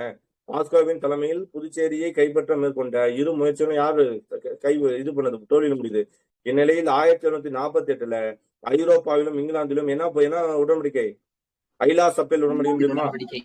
ஐலாசபேல் உடன்படிக்கை 48 அந்த உடன்படிக்கையில கையெழுத்து 2 பேரும் சமாதானமா போயிடுவாங்க. இதனால இவ்வுடன்படிக்கையை இந்தியாவில் ஆங்கிலேயரும் பிரெஞ்சுகாரும் தங்கள் மோதலை முடித்துக் கொண்டு பிரெஞ்சுக்காரர் சென்னை யாரு கொடுத்துருவா ஆங்கிலேயருக்கு திருப்பி தருவதென்றும் அதற்கு மாறாக வட அமெரிக்காவில் லூயிஸ்பர்க் வட அமெரிக்காவில அதாவது இங்க இந்தியாவில வந்து என்ன பண்ணுவாங்கன்னா பிரெஞ்சுக்காரர் வந்து என்ன பண்ணுவாங்கன்னா அமெரிக்கா இது இங்கிலாந்துக்கு சொந்தமான சென்னையை கை கொடுத்துருவாங்க. அதுக்கு பதிலா என்ன பண்றான் அமெரிக்காவில லூயிஸ்பர்க் என்ற இடத்த பிரெஞ்சுக்காரர் கொடுப்பாங்க. இந்தியாவில பிரெஞ்சுக்காரர் ஆங்கிலேய பகுதியை விட்டு கொடுக்குறான். அமெரிக்காவில ஆங்கிலேயர் எந்த பகுதி அவனுக்கு விட்டு கொடுக்குறான் பிரெஞ்சு பகுதி அவன் கையில கொடுத்துறான். லூயிஸ்பர்க் என்ற இடத்தை பிரெஞ்சுக்காரருக்கும் கொடுப்பது என்றும் ஒப்புக்கொள்ளப்பட்டது. ஓகேவா ஓகேவா போலாமா? இது மேலமா படிச்சலாம். இதை படிச்சுட்டு 8வது இருக்கிறத வந்து ஷார்ட்டா படிச்சலாம். அதுவும் இதா இருக்கும். ஓகேவா நெக்ஸ்ட் அதுதான் நமக்கு ரொம்ப சிம்பிளா ஷார்ட்டாவும் கொடுத்துருப்போம். அதையும் படிச்சலாம். 2ஆம் கர்நாடக போர் 1749 இருந்து 1754. ஓகே நோட் பண்ணீங்க. 1749 54 ஐரோப்பாவில் பிரான்சுக்கும் இங்கிலாந்துக்கும் இடையே அமைதி நிலவிச்சு. அங்க எந்த காரணமும் கிடையாது. இதுக்கு முழுக்க முழுக்க காரணம் என்னது இந்தியாவில் நடந்த வாரிசுரிமை போர். அதாவது இந்தியாவில் இவ்விரு காலனி நாடுகளும் அமைதியாக இருக்க முடியவில்லை. சுதேச அரசுகளை ஒருவருக்கு எதிராக மற்றொரு தூண்டி விட்டுட்டே இருந்தாங்க. ஆற்காடு ஹைதராபாத் அரசுகளில் ஏற்பட்ட வாரிசுரிமை போர். ஆற்காடுலயும் ஹைதராபாத்லயும் இப்ப ஆற்காடு யாருப்பா அன்வர்திகான் இருப்பானா அன்வர்திகானுக்கு வந்து யாரு பசங்க அன்வர்திகானுக்கும் ஓகேங்களா சந்தா சாஹிப்புக்கும் இது நடக்கும்னு நினைக்கிறேன். சரி ஆற்காடு ஹைதராபாத்தில் அரசுகளில் ஏற்பட்ட வாரிசுரிமை போல் பங்கெடுக்கணும். துப்ளே பிரான்சின் செல்வாக்கை மேம்படுத்த விரும்பினார். ஹைதராபாத்தின் நிஜாம் வந்து ஆசப்ஜா. ஹைதராபாத்தோட நிசாம் யாரு என்ன பேர் அவர் பேரு ஹைதராபாத். இப்ப 2 பகுதி ஒன்னு ஹைதராபாத் இன்னொன்னு ஆற்காடு. ஹைதராபாத்தோட நிசாம் பேர் வந்து ஆசப்ஜா 1748 மரணம் அடைகிறார். ஓகேவா 1748 மரணம் அடைகிறார். அவருடைய பேரன் யாரு முசாபர் ஜங்கு. யாரு ஆசப்ஜாவுக்கு அடுத்து அவரோட பேரன் பேர் என்ன முசாபர் ஜங்கு. அடுத்த நிஜமாக அவருக்கு உரிமை கொண்டாடியதை அவர் உரிமை கொண்டாடுறார். அத இப்போ இந்த முசாபர் ஜங்குக்கு யாரு இது பண்றா ஆதரவளிக்கிறா டியூப்ளே பிரெஞ்சுக்காரர் டியூப்ளே வந்து சப்போர்ட் பண்றாரு. யாரு முசாபர் ஜங்குக்கு. அதே மாதிரி ஆற்காட்டில் முகமது அலிக்கு எதிராக ஆற்காட்டில் இதே மாதிரி ஓகேனா ஆற்காட்டுல முகமது அலிக்கு இப்போ இது எங்க ஒரு பேப்பர் தான் கரெக்டா இருக்கும் எனக்கு. சரி நான் சொல்றேங்க. முகமது அலிக்கு எதிராக சந்தா சாஹிப்பே ஆதரிச்சார். இந்த பக்கம் இது வந்து ஆற்காடா நான் சொல்ற மாதிரி ஆற்காடு ஒன்னு ஆற்காடு இன்னொன்னு வந்து என்ன பார்த்தா ஹைதராபாத். ஃபர்ஸ்ட் ஹைதராபாத்ல யாரு இப்போ அரசன் ஹைதராபாத்ல அரசன் யாரு ஆசப்ஜாவா. இறந்துறாரா ஆசப்ஜா இறந்த உடனே ஆசப்ஜாவுக்கு வந்து 2 பேர் போட்டிடுறாங்க. ஓகேங்களா 2 பேர் போட்டிடுறாங்க. ஒண்ணு யாரு அப்படின்னு பார்த்தோம்னா அந்த பதவிக்கு போட்டு முசாபர் ஜங்கு. ஓகேங்களா முசாபர் ஜங்கு. இன்னொருத்தர் நாசிர் ஜங்கு. ஓகேங்களா ஒருத்தர் முசாபர் ஜங்கு இன்னொருத்தர் யாரு நாசிர் ஜங்கு. ஓகேங்களா நாசிர் ஜங்குக்கு யாரு இப்ப நாசிர் ஜங்கு இங்க வந்து முசாபர் ஜங்கு 2 பேர் போட்டி போறாங்க. எதுக்கு இந்த ஆசப்ஜா பதவிக்கு நிஜாம் பதவிக்கு. அதே மாதிரி ஆற்காடுல வந்து யாரு இருக்கா அப்படின்னு பார்த்தோம்னா ஆற்காடுல யாரு இருக்கா முகமது அலிக்கு அன்வர்திகான் இறந்துறாரு. அன்வர்திகான் வந்து முதல் கர்நாடக போர்ல இறந்துறாரு தானே அன்வர்திகான் 8th புக் பாருங்க. அவங்க சந்தா சாஹிப் வராரு அங்க சைடு முகமது அலி வருவாரு. அன்வர்திகான் இறந்துறாரு தானே இப்ப முதல் கர்நாடக போர்ல இல்லையா? சரி விடுங்க. அன்வர்திகான் இறந்துருவாருங்க சார். இறந்துருவாருங்க சார். அதுக்கப்புறம் தான் சந்தா சாஹிப்பும் முகமது அலியும் போட்டி போடுவாங்க சார். இறந்துறாரு முதல் இந்த புக்ல அவ்வளவா இல்ல 8th புக் தான் நல்லா இருக்கும். அன்வர்திகான் இறந்துறாரு. இப்போ இந்த ஆற்காடு நவாப் பதவி காலி ஆயிடுச்சா? இதுக்கு யாரு போட்டிடுறா? ஒண்ணு முகமது அலி. ஓகேங்களா இன்னொன்னு யாரு சந்தா சாஹிப். முகமது அலியும் சந்தா சாஹிப்பும் போட்டிடுறாங்க. ஓகே இப்போ மொத்தம் 2 இடத்துல 2ஆ பிரிஞ்சுட்டாங்களா? முகமது அலி ஒன்னும் நாசர் ஜங்கு ஒன்னும் பிளஸ் இவங்க 2 பேருக்கு யார் சப்போர்ட் பண்றா? ஆங்கிலேயரு. முகமது அலி நாசர் ஜங்கு ஆங்கிலேயர் ஒரு டீம் ஆகும். இந்த பக்கம் யாருக்கா அப்போ நாசர். இந்த பக்கம் யாருப்பா நாசர் ஜங்கு ஆப்போசிட் யாரு பார்த்தோம் முசாபர் ஜங்கு பிளஸ் சந்தா சாஹிப் பிளஸ் பிரெஞ்சுக்காரர்கள். ஓகேங்களா நான் சொல்றது புரிஞ்சா? கூட்டு எப்படி புரியுதுன்னு புரியுதா? முசாபர் ஜங்கு அதுக்கப்புறம் ஆற்காடுல நிஜாம் வந்து முசாபர் ஜங்கு ஆற்காடு நவாப் வந்து சந்தா சாஹிப் பிளஸ் பிரெஞ்சுக்காரர்கள். அப்ப 2 கூட்டணியா பிரியுது. ஓகேவா இந்த வாரிசுரிமை போய் இவங்க 2 பேரும் ஒருத்தருக்கு மாத்தி சப்போர்ட் பண்ணிட்டு இது பண்ணிடுறாங்க. ஓகேவா சரி அதான் முகமது அலி சொல்லுங்க. இது முதல் கர்நாடக போர்ல வந்து அன்வர்திகான் இறந்திருக்க மாட்டாருங்க சார். 2ஆம் கர்நாடக போர்ல தான் வந்து ஆம்பூர் போர்ல வந்து கொண்டு இருப்பாங்க சார். அதுக்கப்புறம் தான் அவங்க பையன் திருச்சிக்கு ஓடி இருப்பாருங்க சார். ஓகே அப்ப அன்வர்திகானுக்கு சந்தா சாஹிப் தான் பிரச்சனை. ஓகே, அன்வர் கானுக்கும் சந்தா சாஹிப்புக்கும். ஆமா அதுக்கப்புறம் தான் யாருன்னா முகமது அலி வராது. கரெக்ட். 8th புக் தான் கரெக்டா இருக்கும். அதை பார்த்துட்டு இதை பார்த்தா கரெக்டா இருக்கும். ஆனா அது 8th புக். இந்த பாடம் இப்ப என் கையில இல்ல. ஆம்பூர் போர்ல இதுல வருங்க சார் 1749 சார். ஓகே ஓகே, படிச்சுலாம் வாங்க. ஓகே, இப்போ ஹைதராபாத் நிஜாம் ஆசப் ஜா 1900 மன்னர், அவருடைய பேரன் முசாபர் ஜங்கு அடுத்த நிஜாமாக அவருக்கு உரிமை கொண்டாடியது யாரு? பிரெஞ்சுக்காரர் ஆதரிக்கிறார். அதே மாதிரி ஆற்காட்டுல முகமது அலிக்கு எதிராக சந்தா சாஹிப்பையும் ஆதரிக்கிறார். பிரெஞ்சுக்காரர் நிஜாம் கர்நாடக நவாப் ஆகியோருடைய ஒரு முக்கூட்டு உடன்படிக்கை ஏற்பட்டுச்சு. பெரும் மதிப்பு வாய்ந்த சென்னையை இழந்த ஆங்கிலேயருக்கு புனித டேவிட் கோட்டை மட்டுமே இருந்தது. பிரெஞ்சுக்காரரின் செல்வாக்கை குறைப்பதற்காக ஆங்கிலேயர் யாருக்கு வேணும்னே போய் சப்போர்ட் பண்றான்? ஹைதராபாத் அரியணைக்கு எதிர் போட்டியாளரான நாசிர் ஜங்கையும் கர்நாடகத்தில் 1749 நடைபெற்ற ஆம்பூர் போரில் நவாப் அன்வர் கான் கொல்லப்பட்டார். ஆமா, 1749 யார் கொல்லப்படுறா? அன்வர் கான் கொல்லப்படுறாரு. 1749 ஆம்பூர் போர். அப்ப ஆம்பூர் போர் எப்போ? ஆம்பூர் போர் 1749. நோட் பண்ணி வச்சுங்க. அதுல வந்து அன்வர் கான் கொல்லப்படுறாரு. அப்ப அன்வர் கான் இறந்த பின்னாடி அந்த பதவிக்கு யார் 2 பேர் போட்டி வரா? ஒன்னு சந்தா சாஹிப், இன்னொன்னு முகமது அலி. முகமது அலிக்கு யாரு சப்போர்ட் அப்படின்னு பார்த்தா ஆங்கிலேயரு. சந்தா சாஹிப் யாருன்னா பிரெஞ்சுக்காரர். இப்போ ஒரு முக்கூட்டு, அந்த கூட்டணி புரியுதா? அது கூட்டணி புரிச்சா உங்களுக்கு? நாசர் ஜங்கு, முகமது அலி பிளஸ் ஆங்கிலேயர். இன்னொன்னு ஆப்போசிட் யாரு? முசாபர் ஜங்கு பிளஸ் வந்து சந்தா சாஹிப் பிளஸ் பிரெஞ்சுக்காரர்.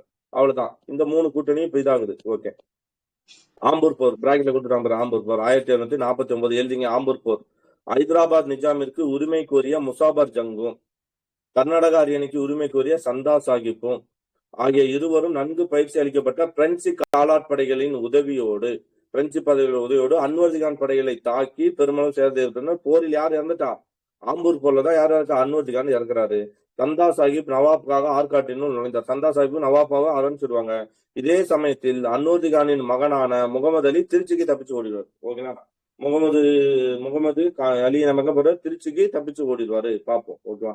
அதான் திருச்சி முற்றுகைன்னு சொல்லுவாங்க. சரி, ஆம்பூர் போரை தொடர்ந்து வெற்றி பெற்ற படைகள் தக்காணத்தில் நுழையுது. தக்கானா அங்க ஹைதராபாத்ல பிரெஞ்சு படைகளால் நாசிர் ஜங் கொல்லப்பட்டார். இப்ப என்ன பண்ணாங்க? இந்த பக்கம் அன்வர் கானை கொண்டுறாங்க, இந்த பக்கம் யாரை கொண்டுறாங்க? நாசிர் ஜங். அதாவது கிட்டத்தட்ட ஆங்கிலேயர் 2 பேரும் அன்வர் கானை கொண்டாங்க, நாசிர் ஜங்கி கொண்டாச்சு. முசாபர் ஜங் என்ன பண்றாரு? 1750 டிசம்பரில் ஹைதராபாத் நிஜாமாக ஆக்கப்பட்டார். 1750 யாரு இதாகிறாரு? பிரெஞ்சு யாருக்கு ஹெல்ப் பண்ணிச்சோ அவரு வந்து முசாபர் ஜங் வந்து ஹைதராபாத்தோடு நிஜாமாக ஆக்கப்பட்டார். பேரரசை நிறுவ வேண்டும் என்றே துப்ளேவின் கனவு நினைவாகலாம் என்ற நிலை சில காலம் இருந்தது. நிஜாம் இருந்து ஆற்காடு நவாப்பிடமும் துப்ளே பெருமளவு பணத்தையும் நிலத்தையும் வாங்கிக்கிறார்.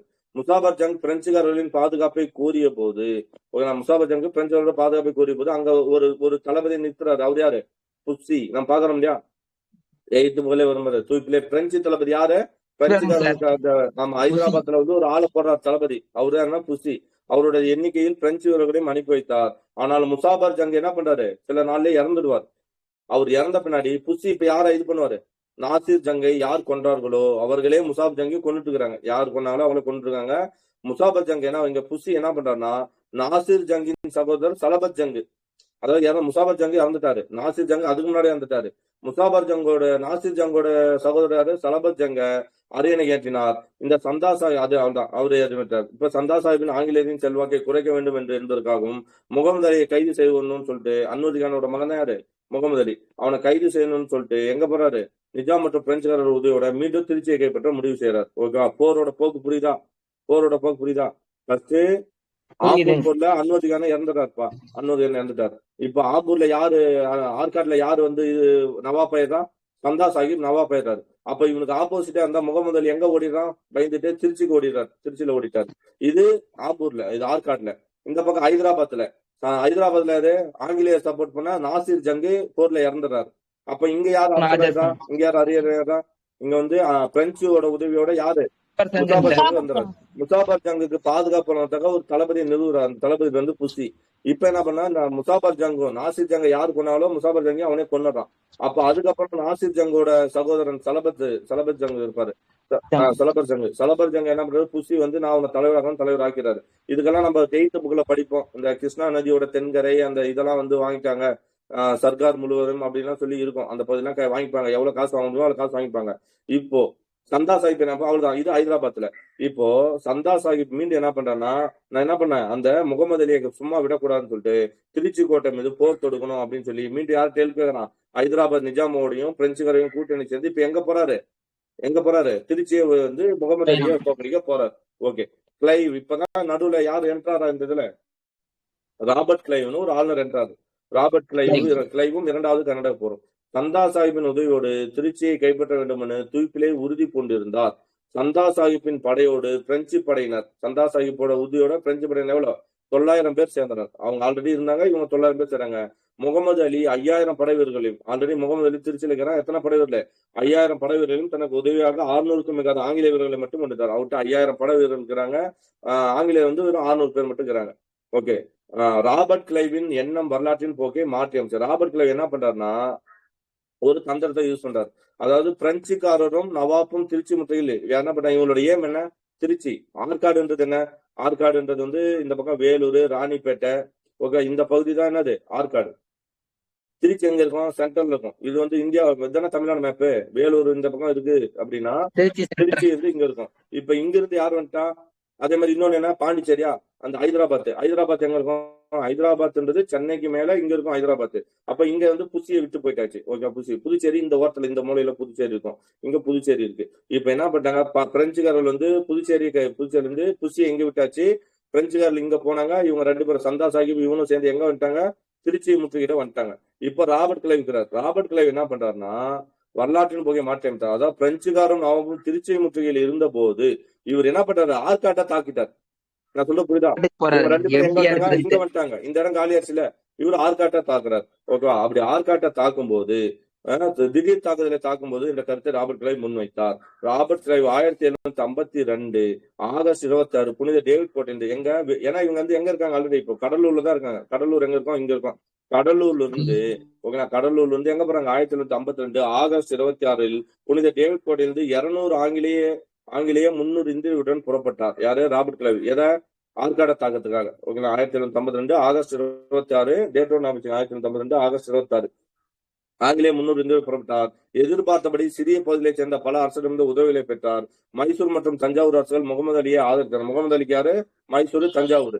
சந்தா சாஹிப் உடனடியாக 3000 வீரர்களை தனது மகன் ராஜா சாஹிப்பின் தலைமையில் ஆற்காடு, ஏன்னா அவரு தெரிஞ்சிச்சு ஆற்காடு தாக்க போறாங்கன்னு தெரிஞ்சிச்சு. அப்ப இங்கிருந்து என்ன பண்றாரு சந்தா சாஹிப்? ஒரு ஆல்ரெடி அவர்கிட்ட கம்மியா தான் இருந்துச்சு, ஒரு 3000 பேரை பிளஸ் வந்து யாரோட பேர்ல மகன் சாஹிப், ராஜா சாஹிப். ஓகேங்களா, சந்தா சாஹிப்போட மகன் பேர் ராஜா சாஹிப்போட தலைமையில 3000 பேர்ல எங்க அனுப்புறாரு? ஆற்காட்டுக்கு அனுப்புறாரு. 1752 ஆகஸ்ட் 31 அவர் எப்ப கிளம்புனா ஆகஸ்ட் 26 கிளம்புறாரு. 31 ஆற்காட்டை கைப்பற்றிய கிளைவ் என்ன பண்றாரு? ஆற்காட்டை கைப்பற்றாரு. ராஜா சாஹிப்பின் 53 நாள் கோட்டை முற்றுகையும் தாக்குப்பிடித்தார். யாரு? ஆற்காடு வந்து இங்க இது பண்ணிட்டாரு. ராபர்ட் கிளைவ் வந்து கைப்பற்றிட்டாரு. ராபர்ட்டை சுத்தி யார் வலிச்சிட்டா? ராஜா சாஹிப் பண்ணிட்டாரு. எத்தனை நாள் கோட்டையை தாக்குறாரு? 54 கோட்டை முற்றுகையும் தாக்குப்பிடித்தார். ராஜா சாஹிப்பிற்கு புதுச்சேரியிலிருந்து பிரெஞ்சுக்காரர் உதவினார். புதுச்சேரி அவங்களும் உதவினார். அப்புறம் ஆரணி போரில் ஆங்கிலேயரும் மராத்திய அரசர் முராரி ராவும் தங்களை காட்டினோம். இந்த பக்கம் எக்ஸ்ட்ரா ஆரணி திருவண்ணாமலை ஆரணி எல்லாம் சொல்ல முடியாது. அந்த இடத்துல ஆங்கிலேயருக்கும் மராத்திய அரசர் முராரி ராவுக்கும் தங்களை காட்டிலும் அதிக எண்ணிக்கையிலான பிரெஞ்சு மற்றும் ஆற்காட்டு படையிலே எதிர்கொண்டார். யார் டீம் சேர்ந்தா? ஆங்கிலேயரும் மராத்திய அரசர் முராரியும் 2 பேரும் சேர்ந்துட்டாங்க. 2 பேரும் சேர்ந்து அவங்களோட அதிக எண்ணிக்கையில் இருக்க பிரெஞ்சு மற்றும் ஆற்காட்டு படையிலே எதிர்கொண்டனர். தொடர்ந்து நடைபெற்ற பல போர்களில் குறிப்பாக காவேரி பாக்கத்தில் நடைபெற்ற போரில் சந்தா சாஹிப் என்ன பண்ணிட்டான்? பிடிபட்டு கொல்லப்பட்டான். ஏன்னா சந்தா சாஹிப் என்ன பண்ணிட்டான்? அவங்ககிட்ட இருந்த 3000 படை வீரர்களை எங்க அனுப்பிட்டான்? ஆற்காட்டுக்கு அனுப்பிட்டான், ராஜா சாஹிப்போட தலைமையில. அதனால இவன் என்ன பண்ணிட்டான்? சிறைப்பிடிக்கப்பட்டு கொல்லப்பட்டான். அப்ப யாரு? முகமது அலி எதிர்ப்பு இல்லாம என்ன ஆயிட்டான்? அடுத்த அரசர் முகமது அலி ஆயிட்டாரு. கிட்டத்தட்ட யார் ஜெயிச்சிட்டா? ஆங்கிலேயர் இங்க ஜெயிச்சிட்ட கணக்கா? அடுத்தது ஐரோப்பாவிலும் இங்கிலாந்திலும் பிரான்ஸ் எப்போதும் ஈடுபடாத நிலையில் இந்தியாவில் தங்கள் காலனிகள் போரில் ஈடுபடுவதை கண்டனம் செய்தனர். ஏன்னா நாங்களே இங்க அமைதியா இருக்கோம், தலை இருக்கும்போது வாழ ஆடக்கூடாது, நீங்க யார் சண்டை போட்டு பிரெஞ்சு அரசாங்கம் டியூப்லேவ் என்ன பண்ணுச்சு? நீ யாரை கேட்டு சண்டைக்கு போனேன் அப்படி டியூப்லேவ் திரும்ப என்ன பண்ணும்? அவரை ஜெயில தூக்குல போட்டுருவான்னு சொல்லுவாங்க. திரும்பி அழைத்து கொண்டது. 1755 ஆங்கிலேயருடன் என்ன ஒரு 54 முடிஞ்சு போகுது. 55 ஆங்கிலேயருடன் புதுச்சேரி உடன்படிக்கை கையெழுத்திடப்பட்டது. இந்திய பகுதி சுதேச அரசுகளிடையே ஏற்படும் பிரச்சனையில் தலையிட இனிமே என்ன பண்ணாங்க? இந்திய அரசர்கள் வந்து என்ன பண்ணீங்க? என்ன பண்ண கூடாது? சுதேச அரசுகளுக்குள்ள நீங்க தலையிடக்கூடாது. ஏன்னா இரு நாடுகளும் ஒப்புக்கொண்டன உடன்படிக்கை. இந்தியாவில் இருவரும் சொந்தமாக கொண்டிருந்த போது என்ன பண்ணுச்சு? இது பாண்டிச்சேரி உனக்கா, சென்னை அவனுக்கு அப்படின்னு சொல்லி தெளிவா இது பண்ணி இந்நிலை சுமார் 200 ஆண்டு காலம் இந்தியாவின் விடுதலை பெறும் வரை நடைபெறுந்தது. பாண்டிச்சேரி அப்பதான் என்ன பண்ணாங்க? பிக்ஸ் பண்ணிட்டாங்க. பாண்டிச்சேரி உனக்கு, சென்னை எனக்கு, என்ன பண்ணக்கூடாது? பிரச்சனையில ஈடுபடக்கூடாது அப்படின்னு சொல்லிட்டாங்க. ஓகேவா? அப்ப 2ஆம் கன்னட போர் எப்படி முடிவு வருது? என்ன உடன்படிக்கை? பாண்டிச்சேரி உடன்படிக்கை 1755. ஓகேவா? ஓகே, நோட் பண்ணீங்க. அங்க அப்ப என்னென்ன போர் நடக்குது? 8th புக் யாராவது சின்ன பாருங்க. ஆற்காடு போர் எப்ப? 1749 ஆற்காடு போர். இன்னொரு போர் என்ன? ஆற்காடு போர் ஆம்பூர் போரா? 1700 போர் 1749 அன்வர் கான் செத்துருவாருங்க சார். எது ஆம்பூர் போரா? ஆம்பூர் போர் 1749. ஆற்காடு போறப்போ 1751. Okay okay. அப்போ ஓகே ஓகே. ஆம்பூர் போர்ல தான் வந்து 1747 49 தான் யார் தோக்கடிக்கப்படுறாருன்னா அன்வர் கான் வந்து கொல்லப்படுறது ஆம்பூர் போர்ல தான். ஓகே. அதுக்கப்புறம் 1751 வந்து ஆற்காடு போரா? 1751 ஆற்காடு போர். ஆற்காடு போர்ல தான் வந்து அப்படியே மாறி மாறி சண்டை போட்டுக்கிறாங்க. Okay okay. இங்க ராபர்ட் கிளைவ் பத்தி கொடுத்துருக்காரு. ராபர்ட் கிளைவ் 1725 செப்டம்பர் 29 பிறக்கிறார். 1725 1725 செப்டம்பர் 29 பிறக்கிறார். அவருக்கு கல்வியில் ஆர்வமில்லை, படிப்பில் ஆர்வமில்லை, ஒழுக்கமின்மையால் 3 பள்ளியிலிருந்து வெளியேற்றப்பட்டார். மேலும் சண்டைக்காரன் என்ற பெயரையும் அவர் பெற்றார். அவருடைய தந்தையை நடத்தையால் வெறுப்பு கொண்ட அவரின் தந்தை அவரை ஆங்கில கிளை மொழியில் எழுத்தர் பணியில் ஒரு ரைட்டரா சேர்த்தார். இந்தியாவிற்கு அனுப்பி வைத்தார். கிளைவ் சென்னை மாகாண ஆளுநராக உருவானார். சென்னை மாநகராட்சியோட ஆளுநரா உருவாகிறாரு. அப்புறம் முதல் முறையாக ஆளுநராக இருந்தபோது 1755-60 பிளாசி போரில் வெற்றி பெற்று அதன் மூலம் இந்தியாவில் ஆங்கிலேய பேரரசுக்கு அடித்தளமிட்டவர் யாரு? இந்தியாவில் ஆங்கிலேய பேரரசு அடித்தளமிட்டவரே ராபர்ட் கிளைவ் தான். இரண்டாவது முறை 1664 to 67 என்ன போரு ஆளுநராக இருந்தபோது பக்சார் போர்ல வெற்றி பெறுவார். வெற்றி பெற்று வங்காளத்தில் ஆட்சி அமைத்து வலிமை மிக்க சொல்றார். அவர் இந்தியாவை விட்டு செல்லும் போது இது மிகப்பெரிய செல்வந்தராக ரொம்ப பெரிய செல்வந்தராக வெளியேறினாராம். அப்புறம் என்ன அர்த்தம்? ஊழல் செஞ்சு நிறைய பணம் சேர்த்துட்டார். அப்போ அவரின் தனிப்பட்ட சொத்தாக எத்தனை பவுண்டு? 2,34,000 பவுண்டு இருந்தது. அவருடைய தனிப்பட்ட சொத்தா மட்டும் எவ்வளவு? 2,34,000 பவுண்டுகள் இருந்து 2, 3, 4 வரிசையாக இருக்குது. 2, 3, 4 பவுண்டுகள் இருந்தன. இது தவிர வங்காளத்தில் அவரது ஜாகீர் மூலம் அவருக்கு வங்காளத்துல ஜாகீர் மூலம் 27,000 பவுண்டுகள் வருடாந்திர வாடகை வருவாய் பெற்றாராம். 27,000 பவுண்டு வருஷத்துக்கு எவ்வளவு? 27,000 பவுண்டு என்னைக்கு அன்னைக்கே வருவாய் பெற்றார். அவர் இங்கிலாந்து திரும்பிய போது குற்றச்சாட்டு குறித்து பாராளுமன்ற விசாரணையை எதிர்கொண்டார். கிளைவ் தன் மீதான குற்றச்சாட்டு விடுவிக்க போதிலும் தற்கொலை என்ன பண்றாரு? தற்கொலை செஞ்சு இறந்துட்டார். ஓகேவா? எவ்வளவு பணம் இருந்தாலும் என்ன பண்ணி அவ பேர் வந்துச்சு அப்படின்னு தற்கொலை செஞ்சு இறந்துட்டார். இதுதான் கிளைவோட வரலாறு. முன்னத்த நாள் வந்து அடுத்த நாள் தீர்ப்பு இருக்கு சார். முன்னத்த நாள் நைட்டே இறந்துருவாரு. பட் அடுத்த நாள் பார்த்தோம்னா அவங்க வந்து இந்தியாவுல வந்து இப்ப வந்து நம்ம வந்து இப்ப கால் ஊன்றி இருக்கிறோம்னா அது காரணம் வந்து ராபர்ட் கிளைவ் தான் அப்படிங்கிற காரணத்தை காட்டி வந்து அவங்களை வந்து ரிலீஸ் பண்ணிடுவாங்க சார். ஆனா அதுக்கு முன்னாடி அவர் சூசைட் பண்ணிக்குவாருங்க சார். ஓகே. அவருக்கே தெரிஞ்சது ஊழல் படிக்கிற தூக்கு போட்டுறாரு. Okay next. ஓகேண்ணா. நெக்ஸ்ட் அடுத்து வந்து 3ஆம் கர்நாடக போர். ஓகேவா? ரொம்ப ஷார்ட்டா முடிஞ்சு. 3ஆம் கர்நாடக போர் வந்து 1756 63. இது என்னன்னா மீண்டும் அங்க வந்து வாரிசு ஐரோப்பாவில 7 ஆண்டு போர் ஒண்ணு தொடங்கும். 7 ஆண்டு போர் அதான் எத்தனை 1756 63 வரைக்கும் எத்தனை வருஷம்? 7 வருஷம். அந்த 7 ஆண்டு போர் நடக்கும். அதுல வந்து அவரு இறந்து இதாயிடும். அதுதான் இங்க காரணமா அமையும்.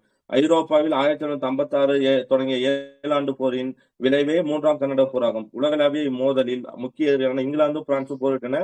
இப்போர் வட அமெரிக்காவிலும் அமெரிக்க விடுதலை போராகும் இருந்தது. வட அமெரிக்கா ஏன்னா அமெரிக்கா அப்பதான் என்ன பண்ணுவோம்? விடுதலை பெறும் வட அமெரிக்கா. இப்போர் வட அமெரிக்கால என்ன போற முடியும்? அமெரிக்க விடுதலை போராக முடிந்தது. அமெரிக்கா விடுதலை இதுலதான் அமெரிக்கா விடுதலை சுதந்திர நாடா அமையும். மேற்கு ஆப்பிரிக்காவிலும் பின்னர் பிரெஞ்சு மேற்கு ஆப்பிரிக்கா என்றனர். மேற்கு ஆப்பிரிக்கா என்னாச்சுன்னா பிரெஞ்சு மேற்கு ஆப்பிரிக்கா அப்படின்னு மாறிச்சு. இந்தியாவில் இது 3வது கர்நாடக போராக வெளிப்பட்டது. நம்முடைய கவனத்தை 3வது கர்நாடக போரில் திருப்பும் முன்னரே இதே நேரத்துல அதுக்கு முன்னாடி நம்ம என்ன பார்த்தோம்? பிளாசி அதே சமயத்துல ஏன்னா அது 1756 63 இல்லையா? அதுக்கு முன்னாடியே பிளாசி போரு பக்சார் போரை பார்த்தோம். ஓகேவா? ஓகே.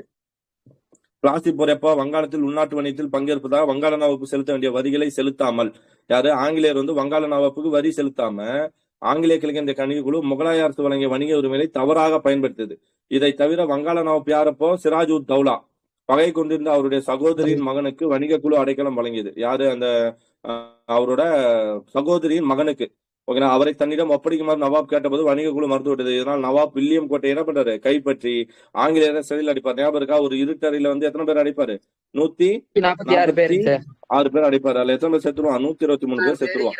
அதான் துயர சம்பவம். வில்லியம் கோட்டையை சேர்ந்த ஆங்கில அதிகாரிகள் இடர்பாடுகளை களைவதற்காக வணிக குழு புனித ஜார்ஜ் கோட்டையிலிருந்து ஒரு வலுவான படைப்பிரிவை புனித ஜார்ஜ் கோட்டைனா எங்க? சென்னையிலிருந்து ஒரு வலுவான படை அனுப்புது. அதான் யாரோட தலைமையில? ராபர்ட் கிளைவ் மற்றும் வாட்சன். யாரு? ராபர்ட் கிளைவும் வாட்சனும். ஓகே. அது அங்க இருக்கிற இட்டரை துறைச்சம்பவம் அனுப்பி வைத்தது. இதனை தொடர்ந்து நடைபெற்ற போரே வரலாற்று என்ன போறன்னு சொல்றாங்க?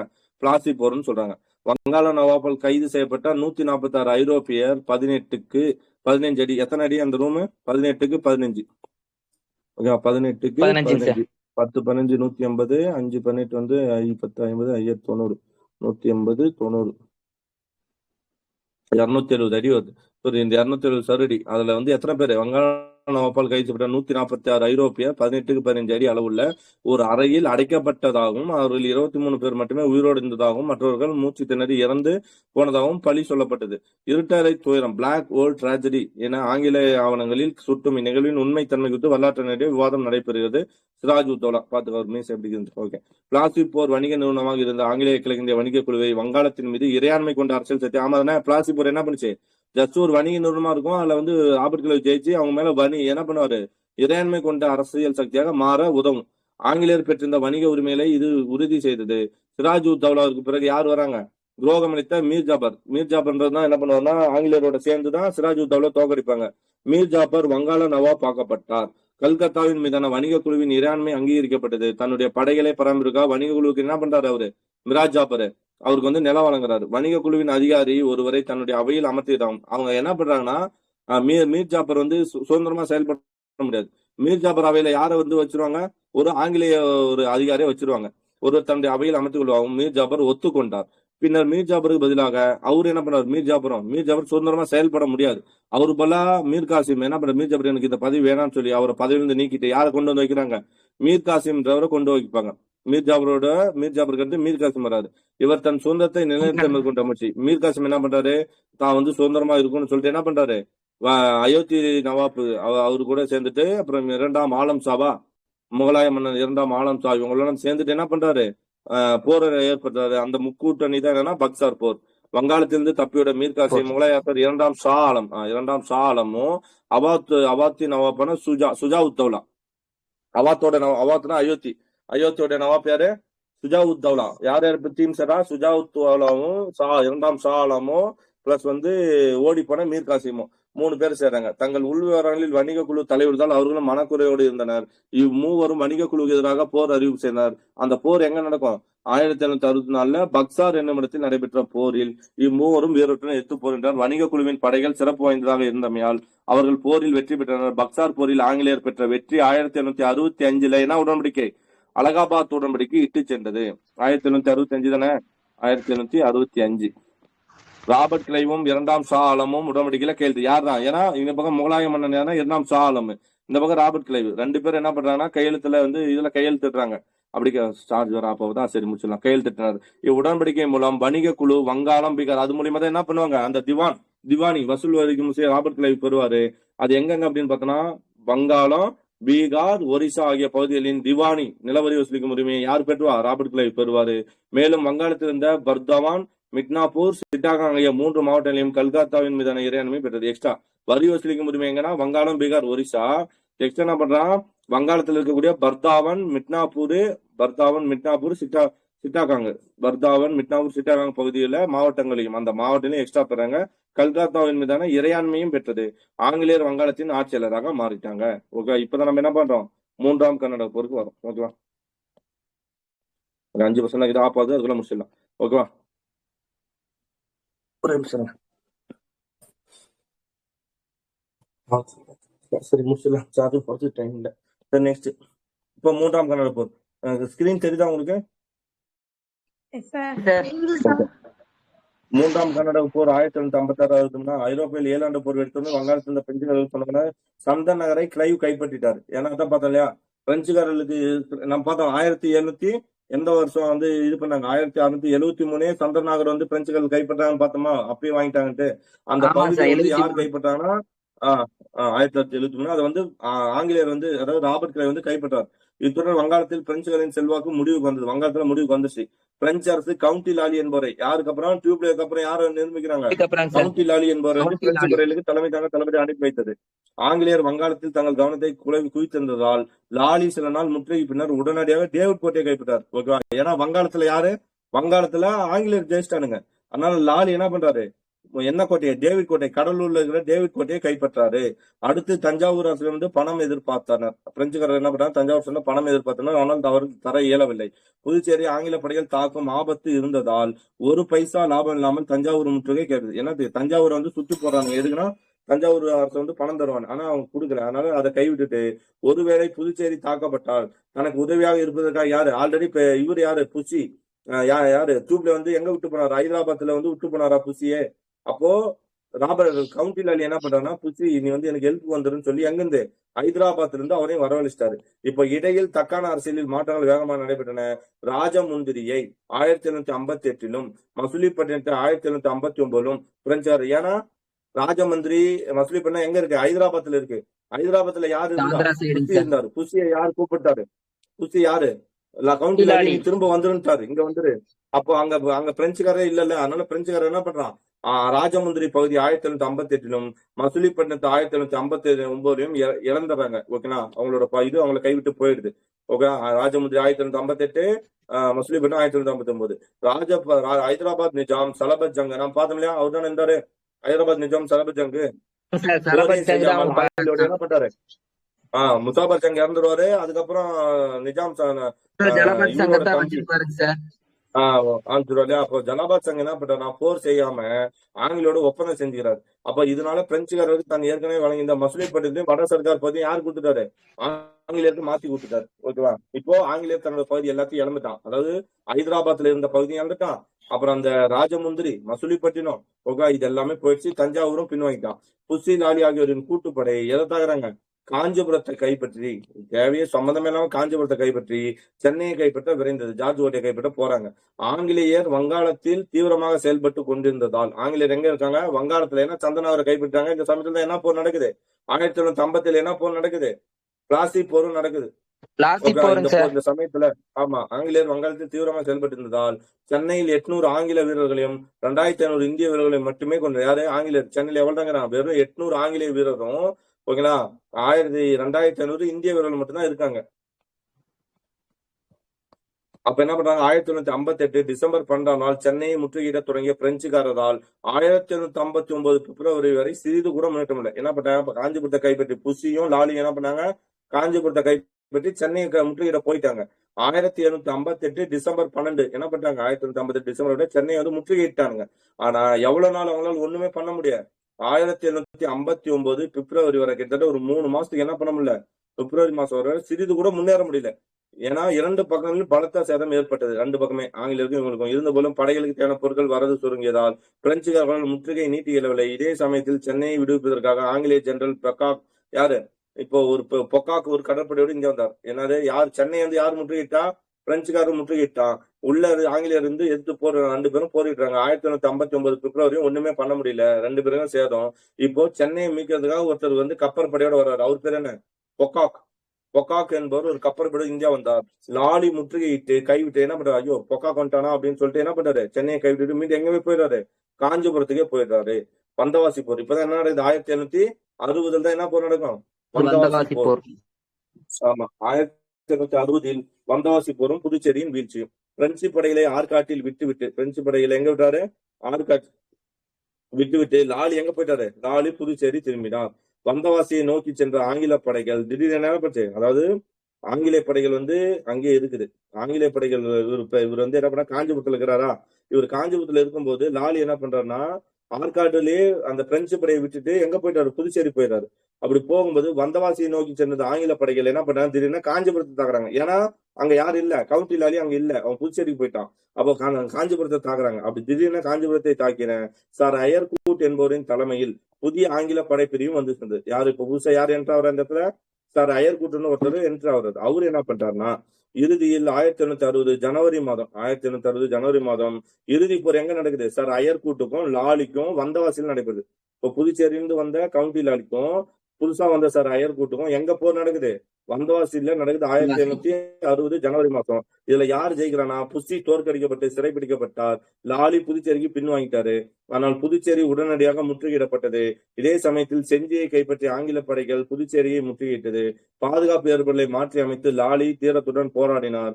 பல மாதங்கள் நீடித்த புதுச்சேரி முற்றுகை 1861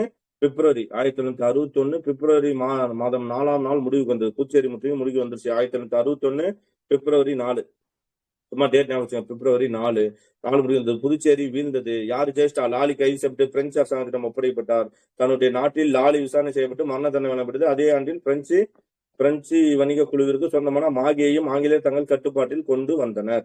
பிரெஞ்சுக்காரர்கள் அனைத்து இடங்களையும் இழந்தனர். 7 ஆண்டு போரின் இறுதியில் 1863 என்ன உடன்படிக்கை, என்ன உடன்படிக்கை? 3ஆம் கன்னட போர் வரும், பாரிஸ் உடன்படிக்கை. பாரிஸ் உடன்படிக்கை கையெழுத்த போது மீண்டும் என்ன பண்றாங்க? அனைத்து போலும் முடிவெட்டன. பாரிஸ் உடன்படிக்கைப்படி புதுச்சேரி சந்தனாகரம் யாருக்கு தரப்பட்டது? 2+ தான். புதுச்சேரி சந்தனாகரம் பாண்டிச்சேரி வழங்கப்பட்டது. எனவே பிரெஞ்சுக்காரர் புதுச்சேரி, காரைக்கால், ஏனம் யூனியன் பிரதேசமான புதுச்சேரியின் பகுதிகள், மாகி, கேரளாவில் உள்ள கண்ணூர் மாவட்டம், வங்காளம், சந்தனகர், வங்காளம் ஆகிய பகுதிகளை மட்டுமே. அதேதான் பார்த்தீங்கன்னா பிரெஞ்சுக்காரனா புதுச்சேரி, காரைக்கால், சந்தனாகர், ஓகேனா, காரைக்கால், மாகி, ஏனம் அதோட நின்று போச்சு. ஓகேனா, வணிக நிறுவனமாக இருந்த இங்கிலாந்து பெரும் நிலப்பரப்பை ஆளுகின்ற சக்தியாக மாறி ஆங்கிலேய ஆட்சி பெருசா விரிவடைஞ்சிச்சு. 3ஆம் கன்னட போர் என்ன சொன்னா, எப்ப அவன் பகுதியை நீங்க வச்சுக்கப்பா அப்படின்னு சொல்லி மீண்டும் சொல்லிட்டோம். பிரெஞ்சு வந்து அதோட நின்று போயிடும், ஆங்கிலேயர் மட்டும் ஆட்சி செய்ய ஆரம்பிச்சிட்டான். ஓகேவா, அவ்வளவுதான் கதை.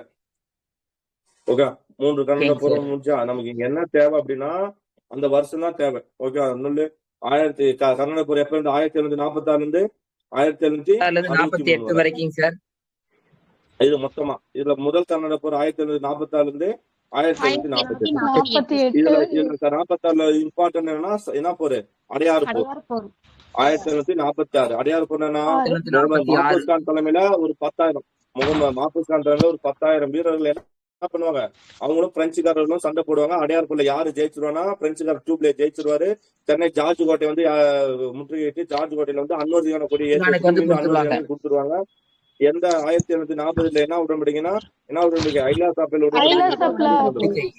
ஓகே, அடுத்தது 1749 இருந்து 1754 போர் நடக்கும். 55 பாண்டிச்சேரி உடன்படிக்கை நடக்கும். 2ஆம் கன்னட போர் காரணம் என்னன்னா இதுக்கு என்ன காரணம்னா ஃபர்ஸ்ட் கன்னட போர் காரணம்னா ஆஸ்திரியா வாரிசு உரிமை போர். அங்க ஆஸ்திரியால வாரிசு உரிமை போர் நடக்கும், அதுக்கு எதிரொலிக்கும். இந்தியாவில வந்து இந்தியாவோட வாரிசு உரிமை போர், அதாவது ஹைதராபாத் நிஜாம் 1748 இறந்துருவாரு. அவரோட பசங்க 2 பேர். ஒன்னு வந்து யாரு அப்படின்னா முசாபர் ஜங்கும் நாசர் ஜங்கும் சண்டை போடுவாங்க. முசாபர் ஜங்கும் முகமது அலி. அதே மாதிரி இந்த பக்கம் என்னன்னா அன்வர்தி கானுக்கும் சந்தா சாஹிபுக்கு தான் போர் நடக்கும். அன்வர்தி கானுக்கும் சந்தா சாஹிப் தான். அது வந்து எங்கன்னா ஆற்காட்ல. இப்ப அன்வர்தி கானுக்கும் முசாபர் ஜங்குக்கும் வந்து யாருன்னா ஆங்கிலேயர் ஹெல்ப் பண்ணுவாங்க. இந்த பக்கம் அன்வர் ஜங்குக்கும் நாசர் ஜங்குக்குமா, அன்வர்தி கானுக்கும் நாசர் ஜங்கு பிளஸ் வந்து ஆங்கிலேயர். இந்த பக்கம் முசாபர் ஜங்கு பிளஸ் வந்து சந்தா சாஹிப் பாண்டிச்சேரி பிரெஞ்சுக்காரர்கள் 3 பேர் கூட்டணி.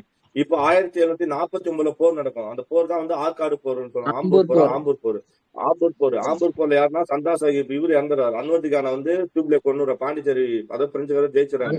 1749 முகமது அலி ஓடிடுறாரு. ஓகேங்களா, இதுல வந்து அன்வர்தி கான் கொல்லப்படுறாரு. சந்தா சாஹிப் ஆற்காடு நவாபா மாறிடுவாரு. யாரு தோத்து ஓடிடுறாருன்னா இவரு தோத்து ஓடிடுறாரு, முகமது அலி தோத்து ஓடிடுறாரு.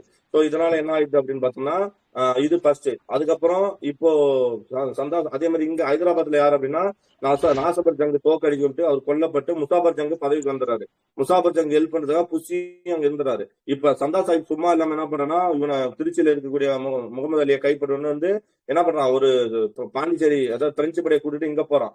இந்த சமயத்துல ராபர்ட் கிளைவ் என்ன பண்ணானா, இவன் சந்தா சாஹிப் திருச்சி போயிட்டானே, நாம போய் ஆற்காடு இது பண்ணலாம்னு சொல்லி ஆற்காடு போறான். அந்த போர் தான் ஆற்காடு போர் 1751.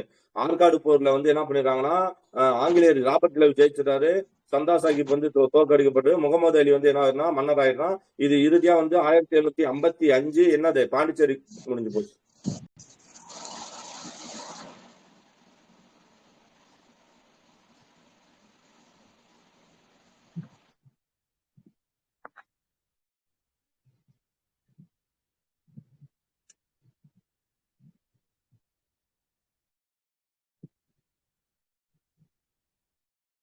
மொபைல் சுவிட்ச் ஆஃப் ஆயிருச்சாட்டு இருக்குதுங்க. வேணா எல்லாம்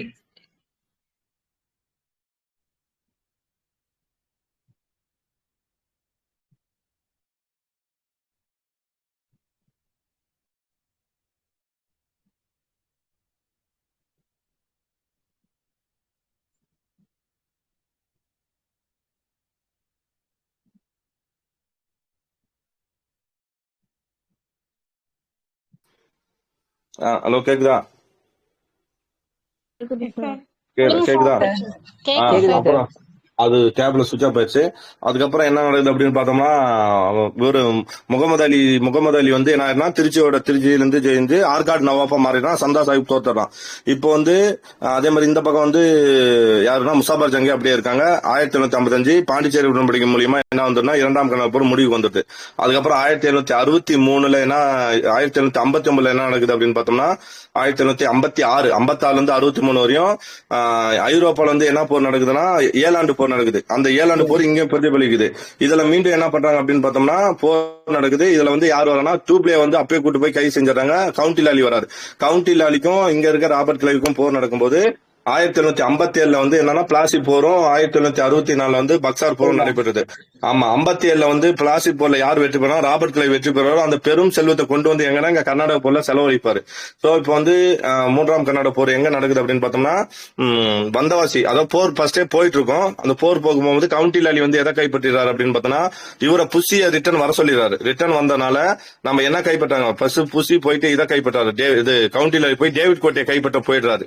கைப்பற்ற போகும்போது அங்கிருந்து என்ன பண்ணா, பின்வாங்கிறாரு. காஞ்சிபுரத்தை கைப்பற்றிட்டாங்க.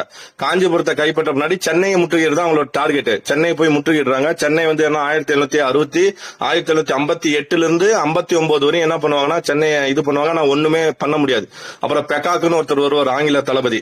அவர் வந்த உடனே கவுண்டி லாலி என்ன பண்றாருன்னா, சென்னையை விட்டுட்டு எங்க ஓடிடுறாரு, சென்னையை விட்டுட்டு இதுக்கு போயிடுறாரு, காஞ்சிபுரத்துக்கு போயிடுறாரு. இப்பதான் யாரு வரனா, சார் அயர்கூட் வராரு. அயர்கூட் வந்து என்ன பண்றாரு அப்படின்னு பார்த்தோம்னா, வந்தவாசி இடத்துல அயர்கூட்டுக்கும் கவுண்டி லாலிக்கும் போர் நடக்குது. புஷியை வந்து தோக்கடிச்சு அப்பயே கைது செஞ்சுறாங்க. கவுண்டி லாலி பயந்துட்டு எங்க ஓடிடுவாருன்னா, புதுச்சேரிக்கு ஓடிடுவாரு. அப்போ அயர்கூட்டு போய் என்னத்தை இது பண்ணுவோம்னா, புதுச்சேரியை முற்றுகிறாரு. புதுச்சேரியை முற்றுகிட்டு அப்ப என்ன பண்ண, 1761 புதுச்சேரியும் கைப்பற்றிடுறாரு.